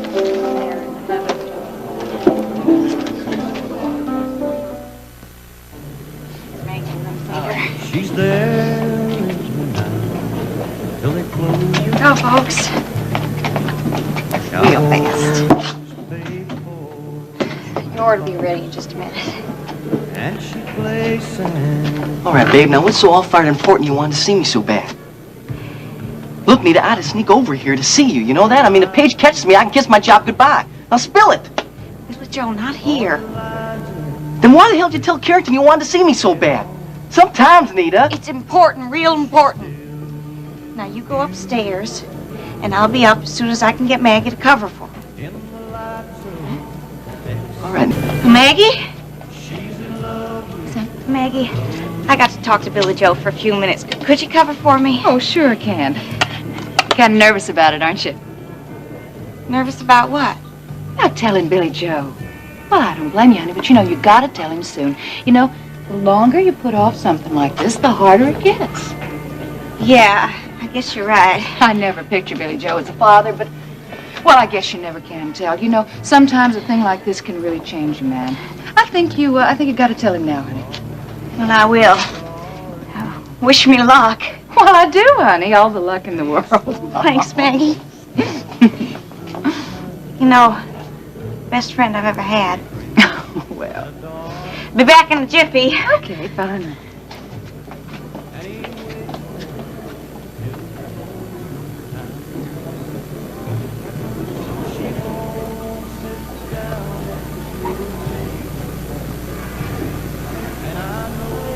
Just a sign. The fundamental things of life as time goes by.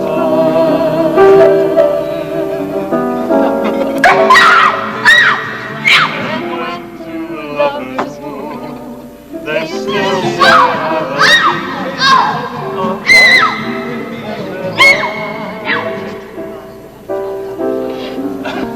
moonlight and love songs never out of date. Lives full of passion, jealousy and hate. Hey, Don, what are you doing over here all by yourself? Dennis swore that he'd stay by me all night and look at him. Guess he thinks Paige is better company. Maybe she is. All I can think of. Hey, take it easy, Don. It's okay. Well, how can I, Ricky? I hate it here. I want to run out that door screaming. What happened just keeps coming back over and over. Well, maybe it's a good thing. Maybe it'll bring something back that'll help us find that guy who did it. But it doesn't. It just keeps torturing me. And what's worse is to think that he probably knows me. Why can't the police find him? Well, the only lead they have are those scratches on your face. Look, they're checking every jewelry store and pawn shop, but it takes a long time. Dennis and I may not have a long time. Hey, come on, Don. Look, if it'll make you feel any better, I got an idea that I'm checking out myself. What kind of idea? Well, it may be nothing, but it may be a lead. Oh, Ricky, make it soon. I don't feel safe anywhere, especially here. Hey, look, it's all right. You don't have to worry. As long as I'm here, nobody's going to hurt you, you know? Well, I think that's my job, isn't it? Sure, Dennis. I was just filling in, you know?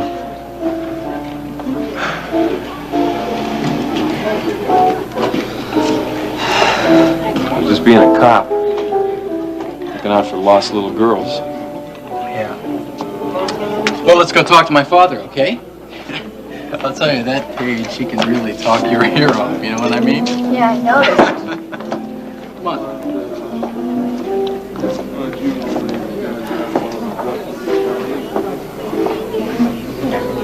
Want another beer? Sorry, Rube, we're all out. No, just a little information, little man. Like your whereabouts on the night of October the 8th. Thought Clipper told you. I was working. Yeah, well, it seems your ex-boss is having a little problem with his memory. He's not exactly sure where you were. Now, suppose you tell me. Look, buddy boy, you're not an official cop anymore. You know, I don't have to answer to you. And I'm not going to either.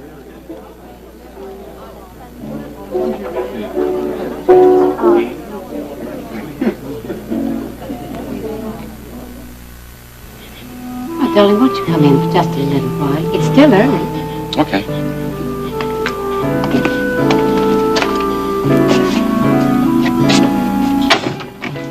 Well, it wasn't exactly a carefree party, was it? No.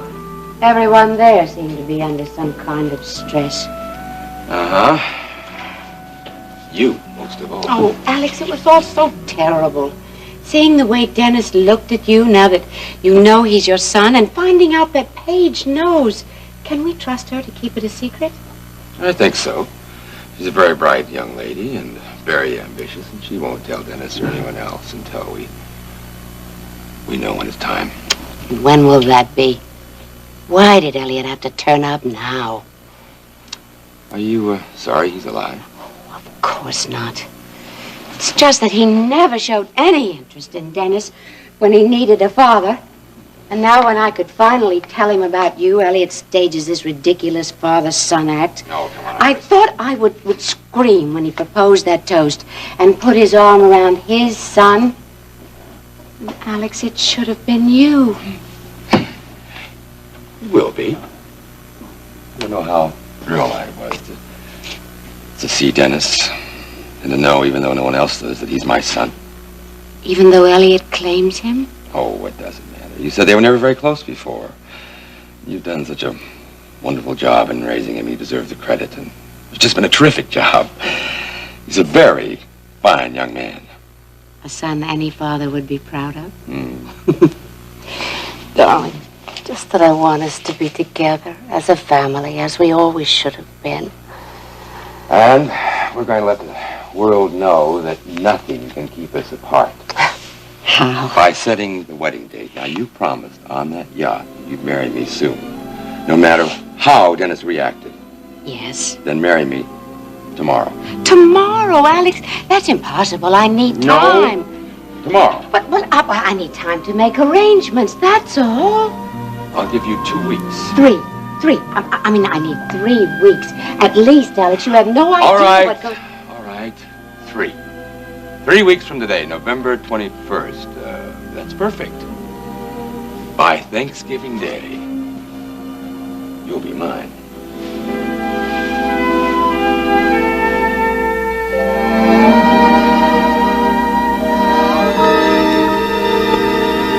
I'm gonna start working on my car. Excuse me for a minute.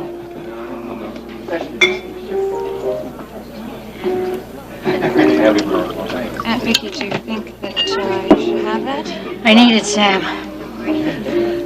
I was hoping that you wouldn't need it now that the pressure's off a little bit. Well, now that Uncle Stryker knows everything. And now I'm left all alone with memories. Sometimes a drink helps.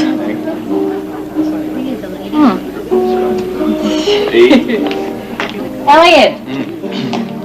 Now you're left all alone too now, aren't you? Didn't it disturb you to see Iris leave the party with Alex Wheeler? Why should it?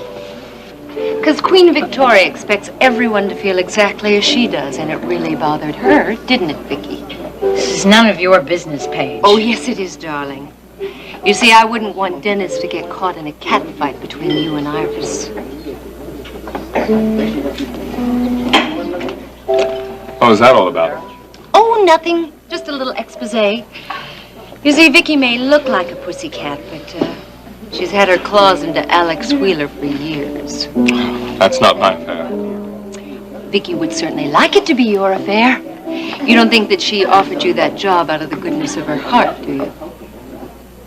But I thought it might have something to do with my reputation as a journalist. Oh, well, of course, that too, Elliot, but mainly because she wants you to be a wedge between Iris and Alex. Well, she can forget it. I'm not anybody's wedge. You're not the teeniest bit jealous? The only permanent thing that came out of my marriage with Iris was Dennis. As far as I'm concerned, Iris can do whatever she likes. I'm staying in Houston because of my son. Well, then I'd say be careful of Vicky. She's out to trap Alex, and if you don't want Dennis caught in the backlash... What does this have to do with Dennis? Some friendly advice, Elliot. It would be better for everybody if you were to leave Houston. What are you driving at? Bart! Bart, please hurry. What's wrong? Well, it's Nita. Come quickly. She's hurt. Where is she?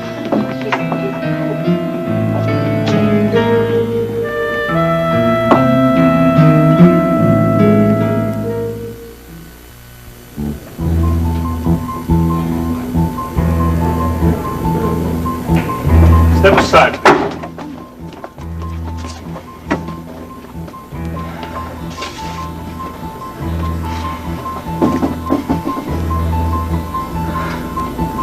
Nothing happened. Well, I don't know. She asked me if she could have 5 or 10 minutes off. She wanted to go upstairs and talk to Billy Joe. That's all we did, talk. She was fine when I left her.